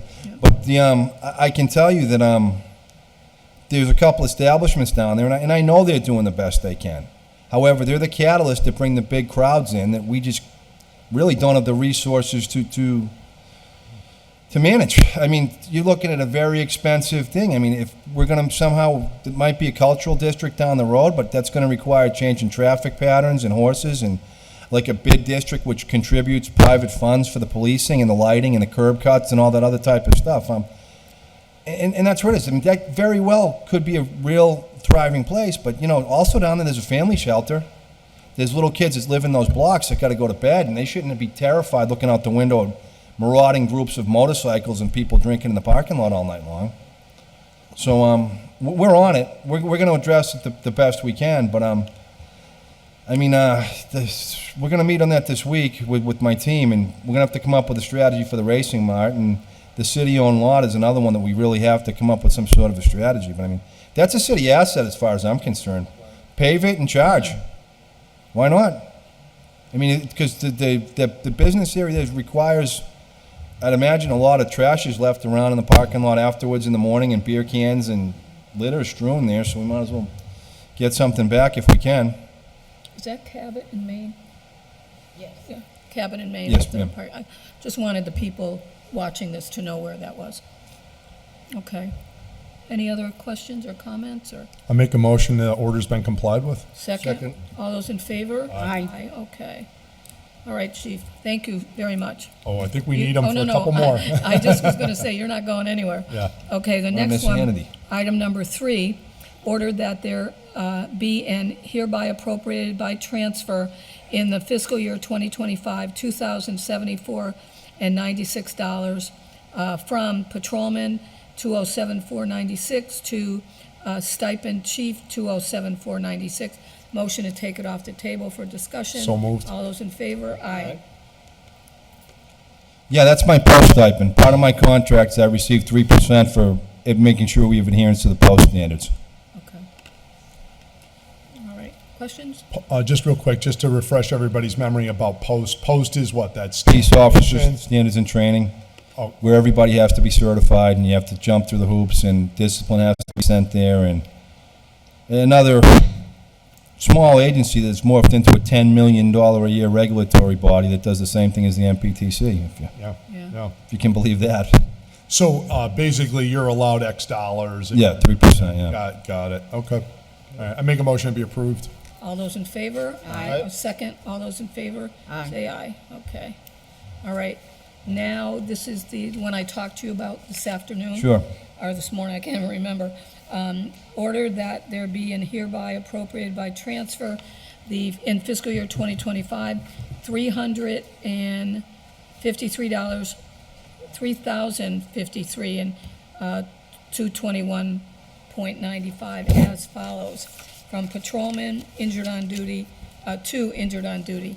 Motion to take it off the table for discussion. So moved. All those in favor? Aye. That's the one I spoke Sure. with you about, and, you know, I know that the police have done this before, but we've never had it in one lump sum like that. So I believe it was easier to account for it that way. It was just to streamline things. But if I don't know if you're looking at why the number's bigger, or is that what we're talking about here? or- Well, yeah, Chief, normally, Sure. if I may, Madam Chair, typically we get these, say, once a month at the council, and the number will be $2,000, $4,000, Sure. something like this. Injured on duty. Injured on duty, right? And it's usually from their salaries because they're out injured on duty, and we just slide the money over. And on this one, we were all kind of blown away by the size of the number. We're not usually used to that kind of a big number. Yeah. So can you walk us through, Sure. like, why 353, where that came from? So if you look at my guy, you don't have the list I'm looking at. So if we look at who's injured on duty, there's been 4 supervisors out for the year, which is significantly more than a patrolman. So like Lieutenant, I don't know, they've got HIPAA stuff, so I don't want to say names, right? Right. But you got four supervisors, which is considerably higher than a patrolman, like a senior lieutenant, who you're paying every bell and whistle is in the contract, which they would get, and they're out. So it's not traditionally, it's rare to see lieutenants and captains that are injured on duty, but we have 3 sergeants and a lieutenant that have been out, and I would say that probably that 3 of them will be retired within the next 3 or 4 months. So I mean, they'll be off the rolls. Should be if it goes the way it's supposed to. Okay. But it takes a long time. The involuntary retirements seem to take forever. Kevin, would you mind showing the chief this? This is what we meant. This goes with your stipend or injured on duty. He can see what we're looking at when that happens. That's what we will usually get when there's injured on duty. It won't go into a name or anything. It'll just say 2 patrolmen, 1 patrolman, whatever. Yep. And it kind of walks us through the detail as to why. And we always approve these. And we Yeah. do it Yeah. the night that they come in because we know they need their check. Yeah. Right. Yeah. But this was huge. Go ahead. And we also know the time period. Like, Right. is it for which payroll periods? It Right. seemed like this might have covered a few payroll periods. Yeah, I mean, if I'm looking at my payroll here, Counselor, right, and the payroll the week of 6/21 was 24,000 for in-service. The one before that was 25,000. So if you look, they're high. Yeah. You know, they're high. I mean, you're looking at 50,000 a month, really, is what we're looking at here. So that's 7 months? Good, yeah, probably since January, if I had to guess. Oh, okay. And that would be because of their, You're looking at the ranks, I mean. their ranks, The excuse ranks, me. yeah, and it's, you know, so if, it's probably the equivalent of paying, there's eight or nine total, and 4 supervisors. And I can tell you, Sergeant Bartholomew's done a great job at getting these guys back to work quick. We torture the doctors, and we call a lot, because if I want them on light duty. I mean, if you can play Xbox all day long, I can find something for you to do. Right, right. So, Chief, so needless to say, all these claims are thoroughly investigated. Oh, yeah, yeah. Okay. Second question, you mentioned that some of these folks are headed towards retirement. Do you mean a regular retirement, or you mean a disability retirement? Combination. Combination, okay. Because obviously, disability retirements, I guess one of the things, and I've mentioned, and unfortunately it's never materialized in the city, but I don't think a lot of people realize just how many injured workers we have and how expensive it is. I think the last I checked, there are 75 people currently on a disability retirement, and it costs about $3 million a year that we pay. That's throughout the city, not just police. Not just officers. police, right. No, it's the fire is actually the biggest one. We have DPW, police have their fair share for sure, but Yeah, I saw. Thanks. we spend about $1 million a year in related workplace, could even be slightly more, of like current year, but then some people say, oh, well, we're saving now because we're moving them over to disability retirement. I just want people to be clear, that's just moving it from this bucket to this bucket.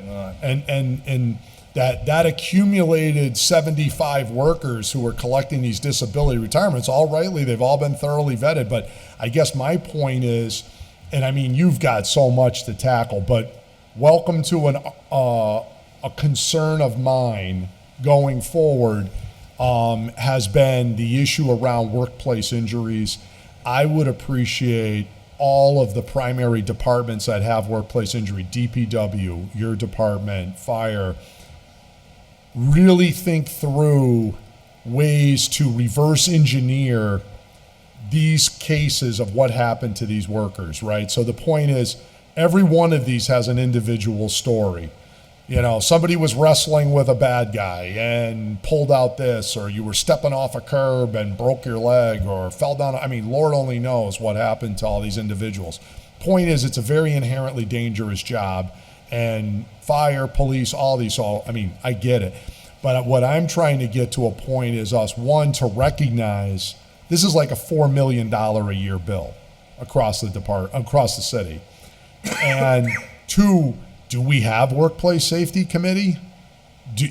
Are you ever invited in to actually review all these cases and say, okay, Lieutenant X got injured this way? In retrospect, what could we have done as a department that we could have maybe, you're never going to eliminate risk altogether, but reduce that risk so that we're just trying to get on a trajectory to reduce injured workers. And I'm a little concerned it hasn't gotten the type of attention it needs. And I just am putting it out there that this is a $4 million a year bill to the city. $3 million that's sort of sitting in the retirement board, and around $1 million sitting in the annual budget. And yeah, so I just wanted to put that out, and I would appreciate, you, the fire chief, the DPW superintendent, the mayor, personnel, just working through these to, like, how do we make things better, safer? Do people need more equipment? Do they need a second helper? Why did these cases happen? Maybe a lot of them, there's nothing you could do, but some of them you might be able to. So I'm just curious as your thoughts, if it makes sense. I mean, we debrief our tactics and what we do, but a lot of these retirements, and I can't speak to Holyoke because I wasn't here, but a lot of them now are PTSD, a lot of pensions at the PTSD retirements, and then a lot of car accidents, and we do critique our tire accidents. We look at every single cruiser or officer involved accident. It's a pet peeve of mine because it makes me nuts because, as I said earlier, cars are very expensive. And, you get a car brand new, it costs you $120,000, and if it's cracked up in 2 days, we're going to figure out why, and we're going to take appropriate action against those who did it. But I understand what you're saying, but also as you said, every injury is almost in isolation, and we look at best tactics. We try to get our people the best equipment, and look at these things. And then a lot of them are just old. I'm dating myself. I'm 55. These jobs, fire, police, DPW, they're not for men in their 50s. Right. I'm the oldest one in this room. But running up the stairs, chasing young bucks over the fence. You age out of the NFL at 27. Counselor Israel Rivera is here. Would you like to ask any questions, or just so you know? This is the injured on duty, right? Yes. Yeah, but we complied with the other order. I think for me, a lot of it aligns with Counselor Kevin Jordain's concerns, mostly around transferring. And part of the reasons why I kind of put some of the cuts forward yesterday is because of this mechanism that we have within the department where we can transfer here, not because I want to cut training, not because I want to cut your stipend, but because I know that there are ways that you'll figure it out, or not you, but the department will figure it out, because in my short tenure, they've done that every time. So it's just like, he's addressed a lot of the questions. Thank you for allowing me. Oh, you're more than welcome. Anybody else? Yep. Oh, Counselor Sullivan. So, Chief, I'm still a little confused. If some of this money is going to captains, lieutenants, sergeants, why is it not coming out of the line item for captains, sergeants, and lieutenants? Why is it all coming out of patrolmen? That's where the biggest surplus was. Okay, because I was always under the impression that when they were out injured on duty, it came out of their regular line item for pay. Mm-hmm. But they moved the money because that's where the surplus was.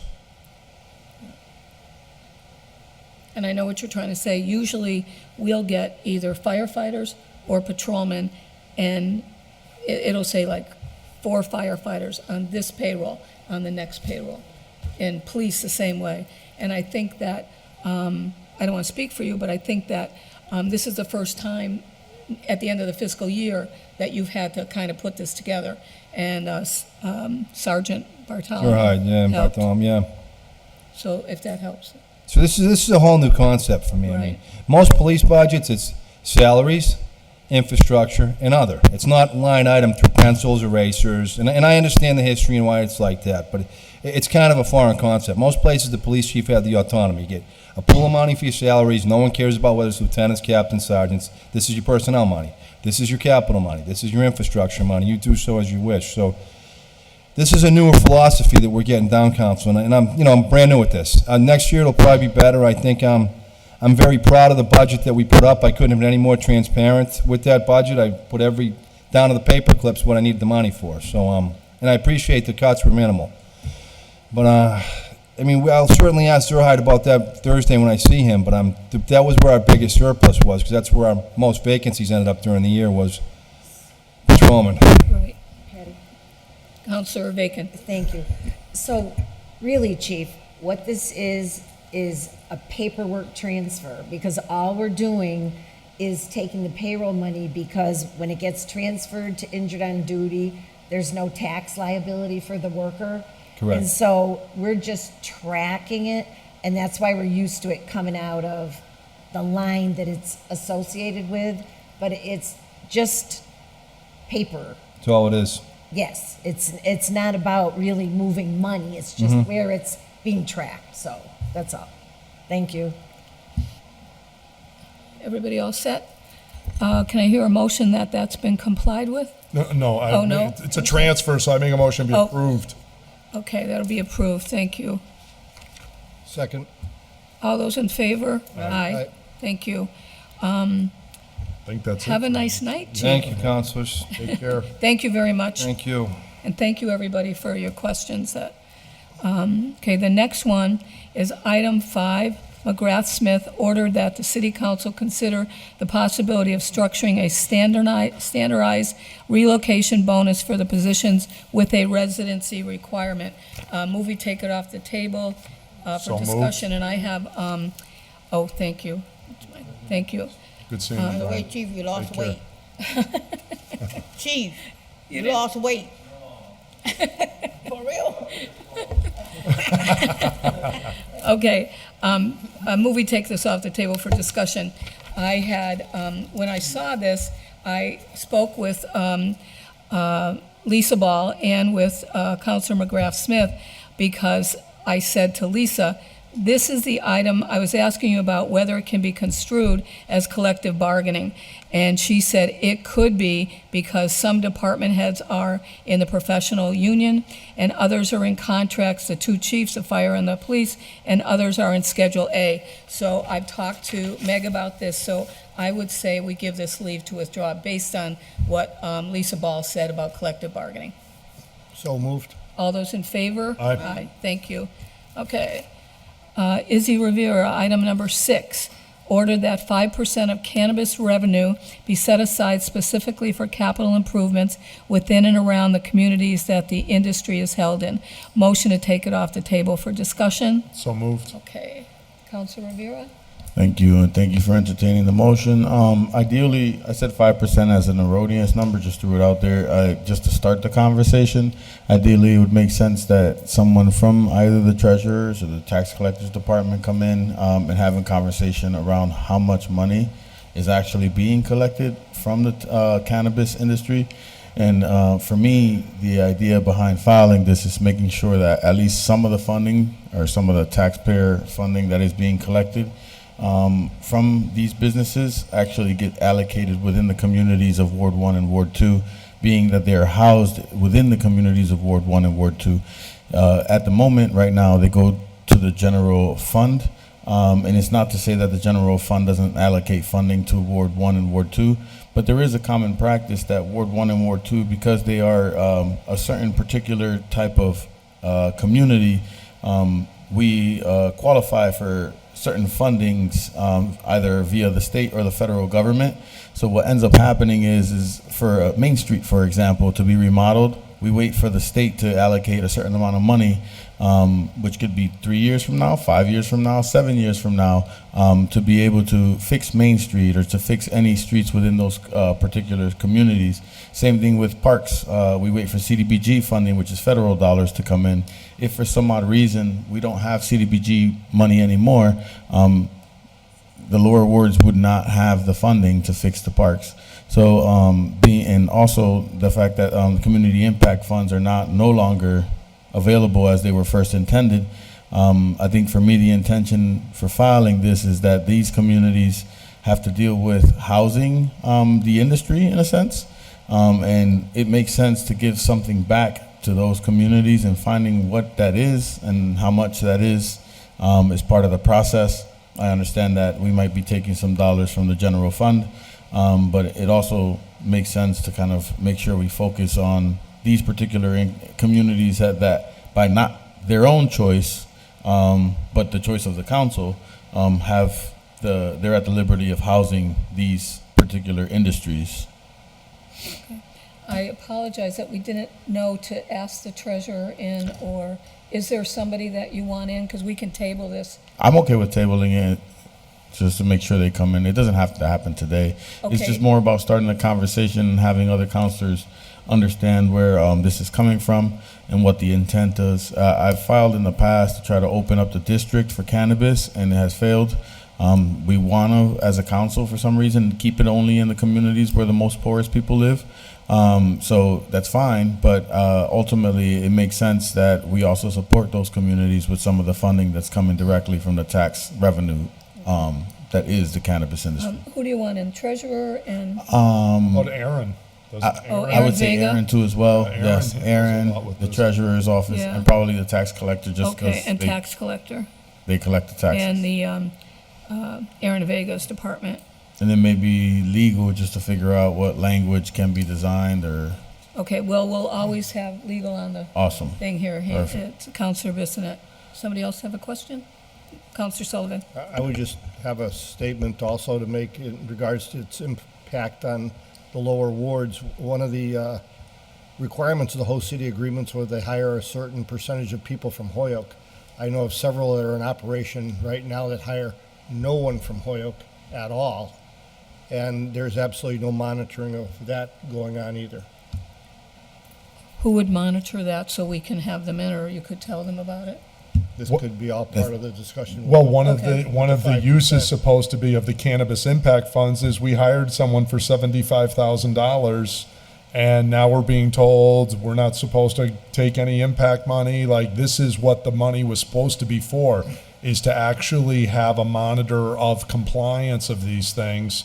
And now we're told, write them a check, give them all the money back. We're sorry, we didn't mean to take your money, you know.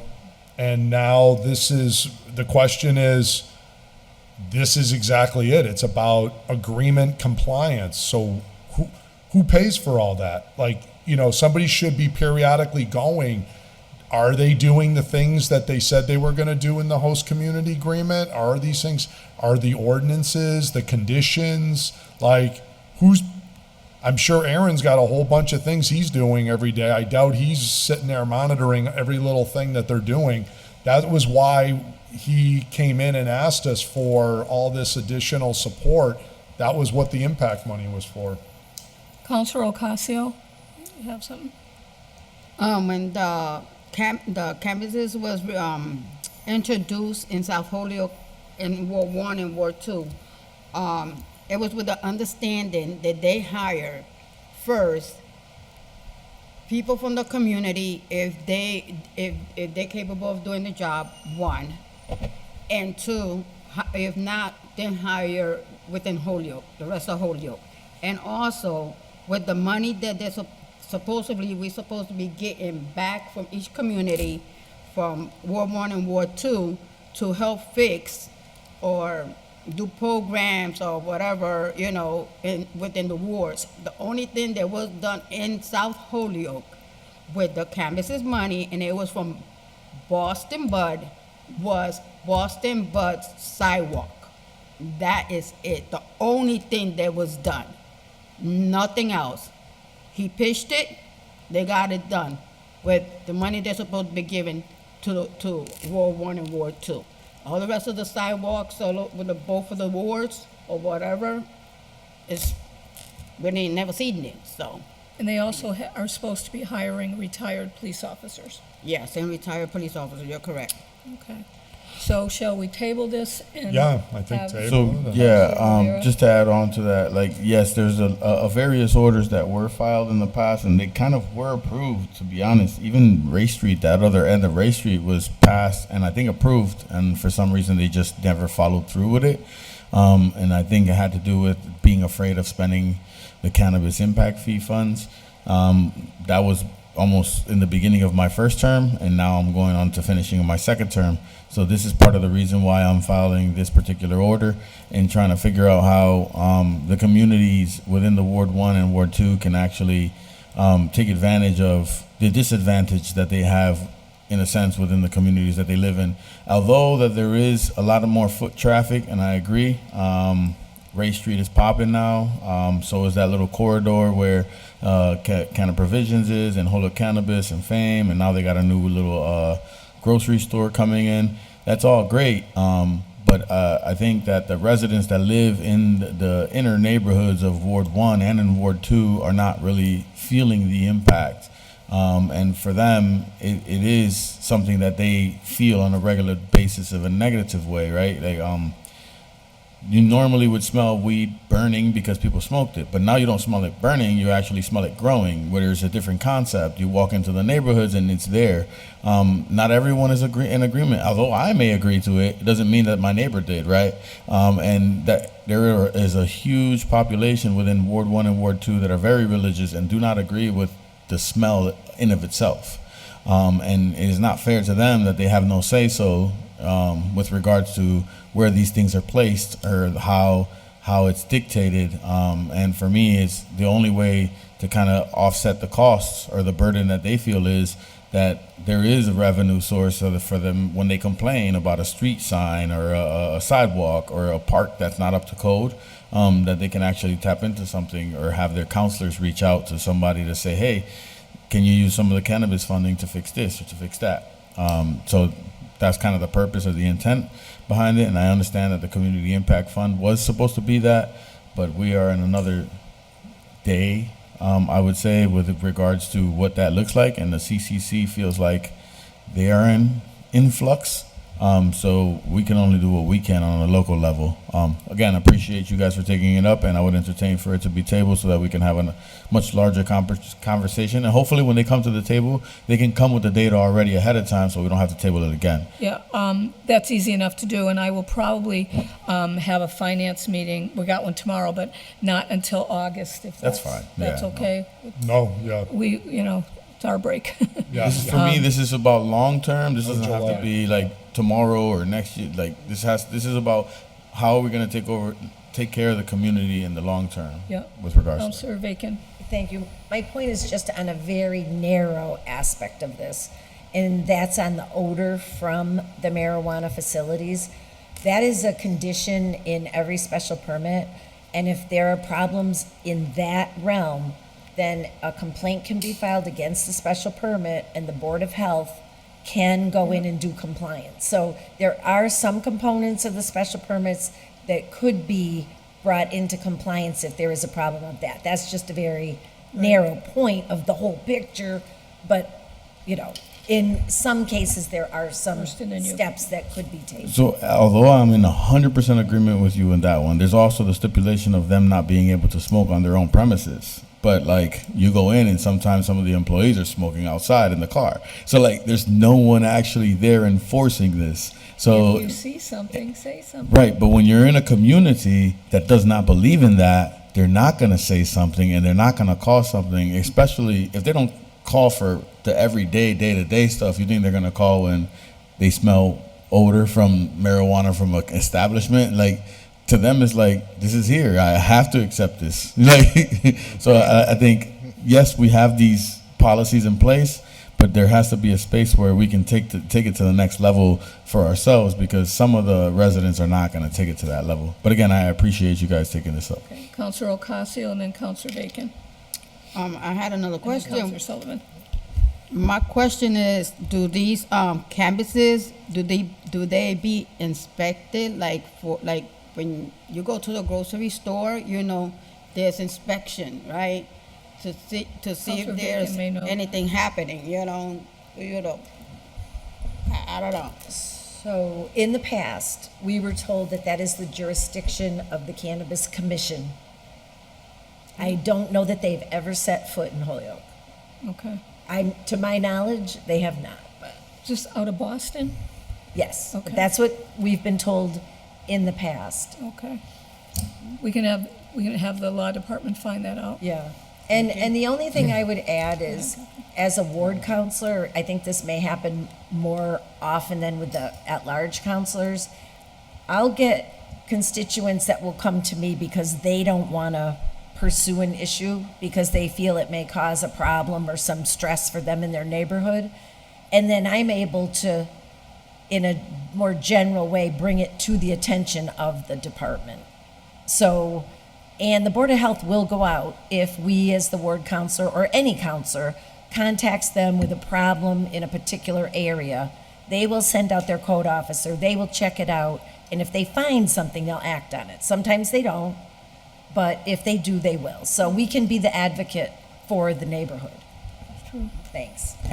Okay, so we'll table this with all the tax collector, treasurer, Aaron Vega's department, and the law department, and we'll see if one of them can find out about the Cannabis Control Commission, and if they're ever going to come into Boston. The other thing I would also mention, Madam Chair, is even once the disputed funds relative to the cannabis impact is resolved, however we end up resolving that, there's still going to be a couple million in there that are not disputed, and we have not developed a plan yet as to what we're going to spend all that money on, and that might be different things to fix some of these issues. So we've got a couple million there for sure, at a minimum, that we need to figure out what we're going to do with those funds, and so there's definitely a pot there of gold.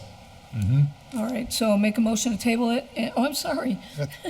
I just wanted to do a Joe McGivern here and make a historical comment, Councilor Rivera and Councilor Ocasio. The lower wards have not, nobody placed these businesses there, forced these businesses there, or dictated that these businesses be there. As a matter of fact, it was dictated to the council at that time by the mayor and the council, the ward councilors and various civic groups that it was going to be exclusively there so they could take advantage of this green rush, of this new opportunity. So that's how it came about, that everything landed out in wards 1 and 2. This was going to be economic drivers for these neighborhoods.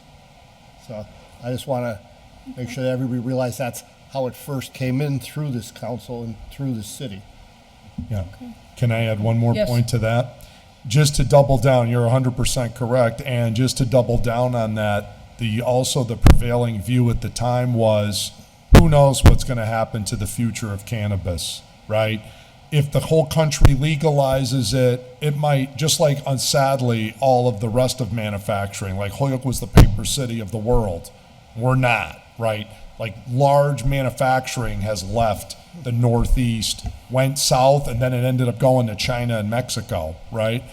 Because it's cheap labor, and if you can pay somebody 15 cents an hour, why pay them 15 an hour, right?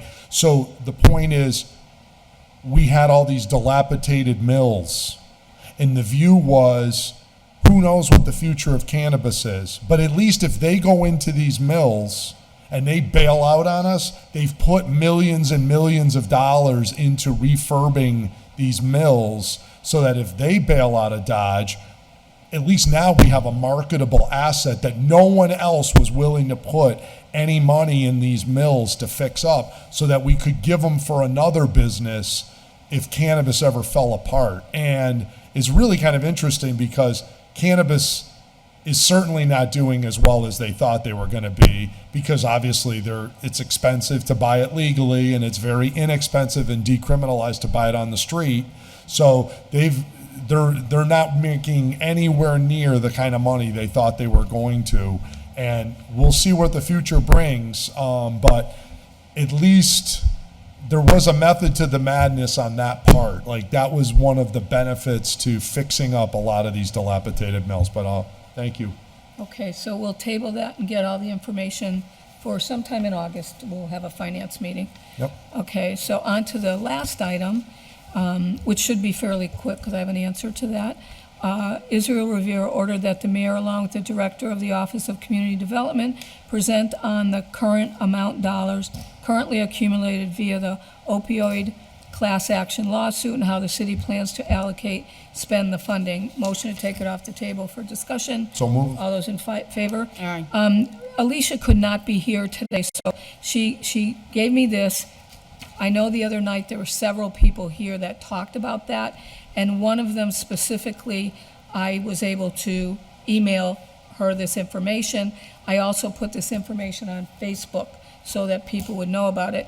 The opioid fund balance sheet as of March 2025 is posted on the webpage for public viewing. The allocation of funds will follow a public process consistent with the state guidance and similar to the CDBG process. It will begin with a community needs assessment opening on July 15, 2025, followed by an application process to access opioid funds in December 2025, a public recommendation process with multiple entities reviewing applications and issuing recommendations, and final allocations by the mayor in February of 2026. The City Council will receive the notice of all public meetings and processes, will be invited to participate in the community needs assessment, and will be added to make funding recommendations to the mayor. So I would say, based on that, the fact that I did put it on Facebook and it is on the city website, if everybody's okay, that this would be complied with. Any questions or? Yeah, just because I filed the order, I just wanted Yeah, to of expand. Part of the reasoning I did file the order is because of the meeting and having a bunch of people come in and ask about the process. It's unfortunate that Alicia could not be here. I think it's important, just for the sake of transparency, and I know she left a message and kind of explained to us what the process is. But just for the sake of transparency, I think for me, the process doesn't take into account of actual people that have lived experience to sit on some sort of committee that are helping, how do you say, steward or make decisions around the funding. In different communities, what I've understood or what I've seen is that, and not necessarily that I agree, but that they put together a committee of either nonprofits or organizations that are working within the field, and they try to bring forward people that have lived experience. So just off a quick note for me, lived experience to me means that you get to sit at the table and not just as an employee that is like in a entry-level role, like an outreach worker or anything like that. Lived experience for me, sitting at the table, means that you sit on a board, that you are in some sort of governing position.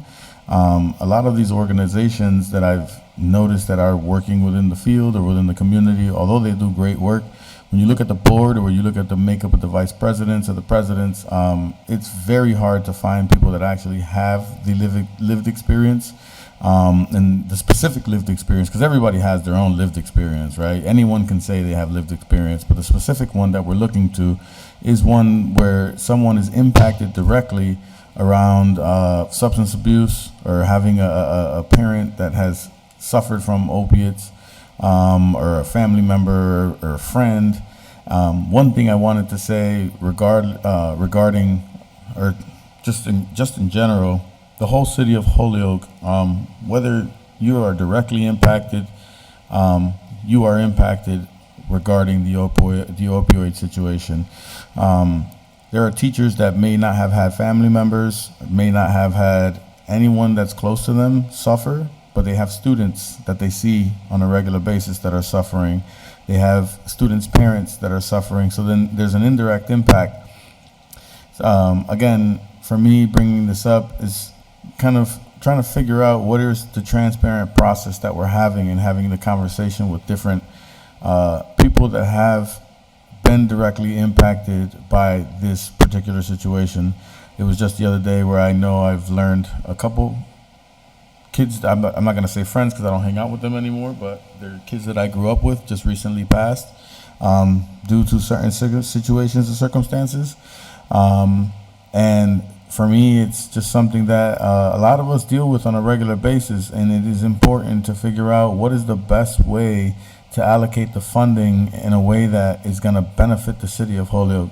Not a money grab for an organization, and not a money grab for the city, but a situation where we're trying to literally uplift residents that are dealing with struggles on a regular basis that not all of us deal with. I deal with my own struggles, my family members do, and I'm sure a lot of you guys do as well.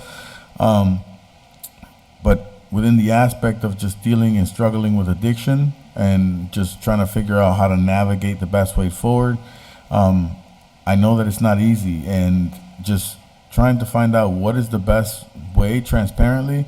I would ask that it's tabled, and hopefully we can have a distinct conversation with Alicia and the Board of Health and the mayor whenever they have time, obviously. If they don't have time to come in today, I understand that and I respect that. I don't want to have to drag people in if they don't have to be here. But ultimately, I do think it makes sense for us to have like a transparent conversation where we're kind of building on what's the plan going to look like later on. I don't actually agree with the CDBG process in a sense, and that's kind of why I filed the order and trying to make sure that something that is a little bit more inclusive gets put together, whether it's a committee that's not advisory, but a committee that has people that can come together and have conversations and make selections as to where would be the best ideas for some of the funding to be spent on. That is kind of the idea in me filing the order. I mean, the body can do whatever the will is of the body, but ultimately for me, it's gotten to a point where I think that a transparent conversation needs to be had. And thank you guys for entertaining the motion or I'll the order. take that motion back, that it was complied with, and ask for a motion that we table it. And the next time we get the Board of Health, the mayor, and Alicia in. Councilor Jordan? Yeah, I'll also support your amendment to have it tabled, no problem. I just want to hearken back 2 years maybe, when we started really getting into the whole opioid and the money and how this was all going down. I just want to do a friendly reminder that it wasn't just, if you recall, I was saying the council should have a role in this process only because of the fact it's a check and a balance. And I'm a little concerned that, I don't know if our hands are totally tied, but I know the money that went into one of the stabilization accounts, I think we left in there, but most of the money is now just being earmarked into this slush fund effectively that the mayor can just spend on whatever he wants. And he might agree with you, Izzy, on this is important or that's important, but on the other hand, he might say, I'm giving it to this. I felt by having it where it's, ARPA, they allowed the mayor 100% to just pick whatever. CDBG, they allow the mayor to pick whatever. And so he pretty much dictates the whole process. So a lot of folks are coming in here and they're talking to us, and let's have an open process, and let's make sure people with lived experiences are being heard and all. They need to go have that conversation with the mayor. That's not with this council. Just so we're all crystal clear, the way they're going down with the legal authority on this and who spends what on what, room one. Okay, that's the way they set it up.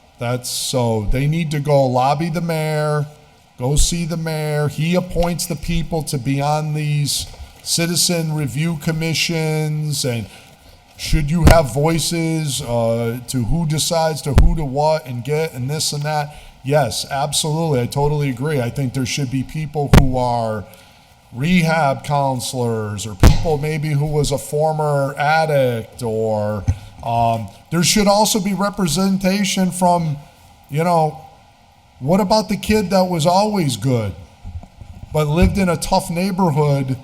Why not have that person be on there too? What made you not use drugs, right? What made you do the right thing even though all your friends were using drugs? I'd like to hear from him too, What kept you, because I want to do more of that. Like, what can we do to encourage those kids? By the way, like yours truly, who grew up on Chestnut Street and these other tough neighborhoods. 650 High Street for me. Exactly, right. So you know, I grew up in Churchill. Next to his mom. Yeah, exactly. Yeah. And, you know, I grew up in Churchill and all these areas as a kid, and I found a way to stay out of trouble, you know, even though I was a single mom and the whole other long story that I'm not going to get into tonight. But bottom line is, you know, I want to have that right. We need to have all these voices, and it's important that we have. So the people that spoke the other night, I 100% agree with everything they said. I agree with everything Councilor Rivera is saying. But unfortunately, it's not our call. It's the mayor's call on all this stuff. So And it's federal. and it's federal, and they're dictating it, and there you have it. So Okay, well, we will table it, and Counselor Sullivan or Counselor Rivera? Just one last point. As much as I want to agree with you, Councilor Jordan, regarding that, in a different world, possibly I would have voted in the same fashion and support that. But I have to admit, just off of yesterday's meeting and off of other meetings, we as a council can't come together for a lot of things. So, like, ideally, I'd rather just talk to one person than have to convince 12 other people, because we can't come together on just regular things just to agree on certain things. And being that is easier for me to just talk to one person or to a committee possibly of 3 other people than it is to talk to all 12 other counselors that may be pulling and prodding in different directions that feel makes sense to themselves, right? So, and your point is well taken. It makes total sense in a perfect world, but it's not a perfect world right now. And to the point of, yes, we should have different people on the committee, especially the kids that are not the ones that are dealing drugs and the ones that are not getting high or doing whatever it is, just so that you can have a perspective and it shapes it all out. And the last point I'll make is our eras were totally different growing up in the neighborhoods. Like crime was different, right? My understanding is in the 80s, when you had beef in the flats, you would pull out a cardboard box and a boom box. That was not the era I grew up in. The cardboard box and the boom box was not something that was popping in my era. My era was actually the church dance days right here, where people would meet up at the church dance just to fight other kids, right? So it's like, it's a whole different concept compared to the other former eras. Not to say that it wasn't a tough neighborhood, because these neighborhoods were designed to be tough. We understand that just based off of history, but it's just different phases and different eras. And I kind of wish I grew up in the 80s. 80s baby, but was raised in the 90s. 80s and 70s were a time for people to live in. But thank you again for entertaining my motion, and I appreciate it. Let me ask you, though, in that spirit then, if you want to just deal with the man, then why not just have this complied with then and go sit down, have a meeting, and, you know, you two are tight as tight can be. No, so why not? no. You and the mayor just, you know, have a. Councilor Jordan, as much as people may think that, if we were as tight as can be, I would not have to put in motions to make cuts, right? That would not be the case, right? Like, I could just talk to him and make a cut, and that's not what happens. So, like, there are certain spaces where I can have conversations, but there are certain spaces where I have to use the political process to make sure that it happens. Okay. So, like, I'm genuine to my community and to my people and to the people that I represent, whether you are my friend or not. That's just the reality of what it is. It's a different role. So but I appreciate that. You want him to come in and explain? That's what you're looking for? Him and I Alicia, think- yes. And not just me, a lot of the public does too as well. So that's part of it. I think the person that he needs to talk to is Alicia. And because she's the one who runs the CDBG, and she's going to be running this. So that's the person that you should be talking to. We can either table this or have it complied with, but regardless of what we do, it's going to be up to you to talk to. I'm not We on have the, no say. Yeah, I'm not on the committee. So, like, the only thing I would ask, I recommend that we table and have them come in and kind of, like, actually give the public what they asked for, where it's the conversation, boom, boom, boom. For me, it's the democratic process. It's part of the reason of filing it. Like you mentioned, I could have the conversation with Alicia on the side. I could have the conversation with the mayor on the side, but it doesn't allow the public to understand what's happening and be a part of the process. That kind of takes that out of it.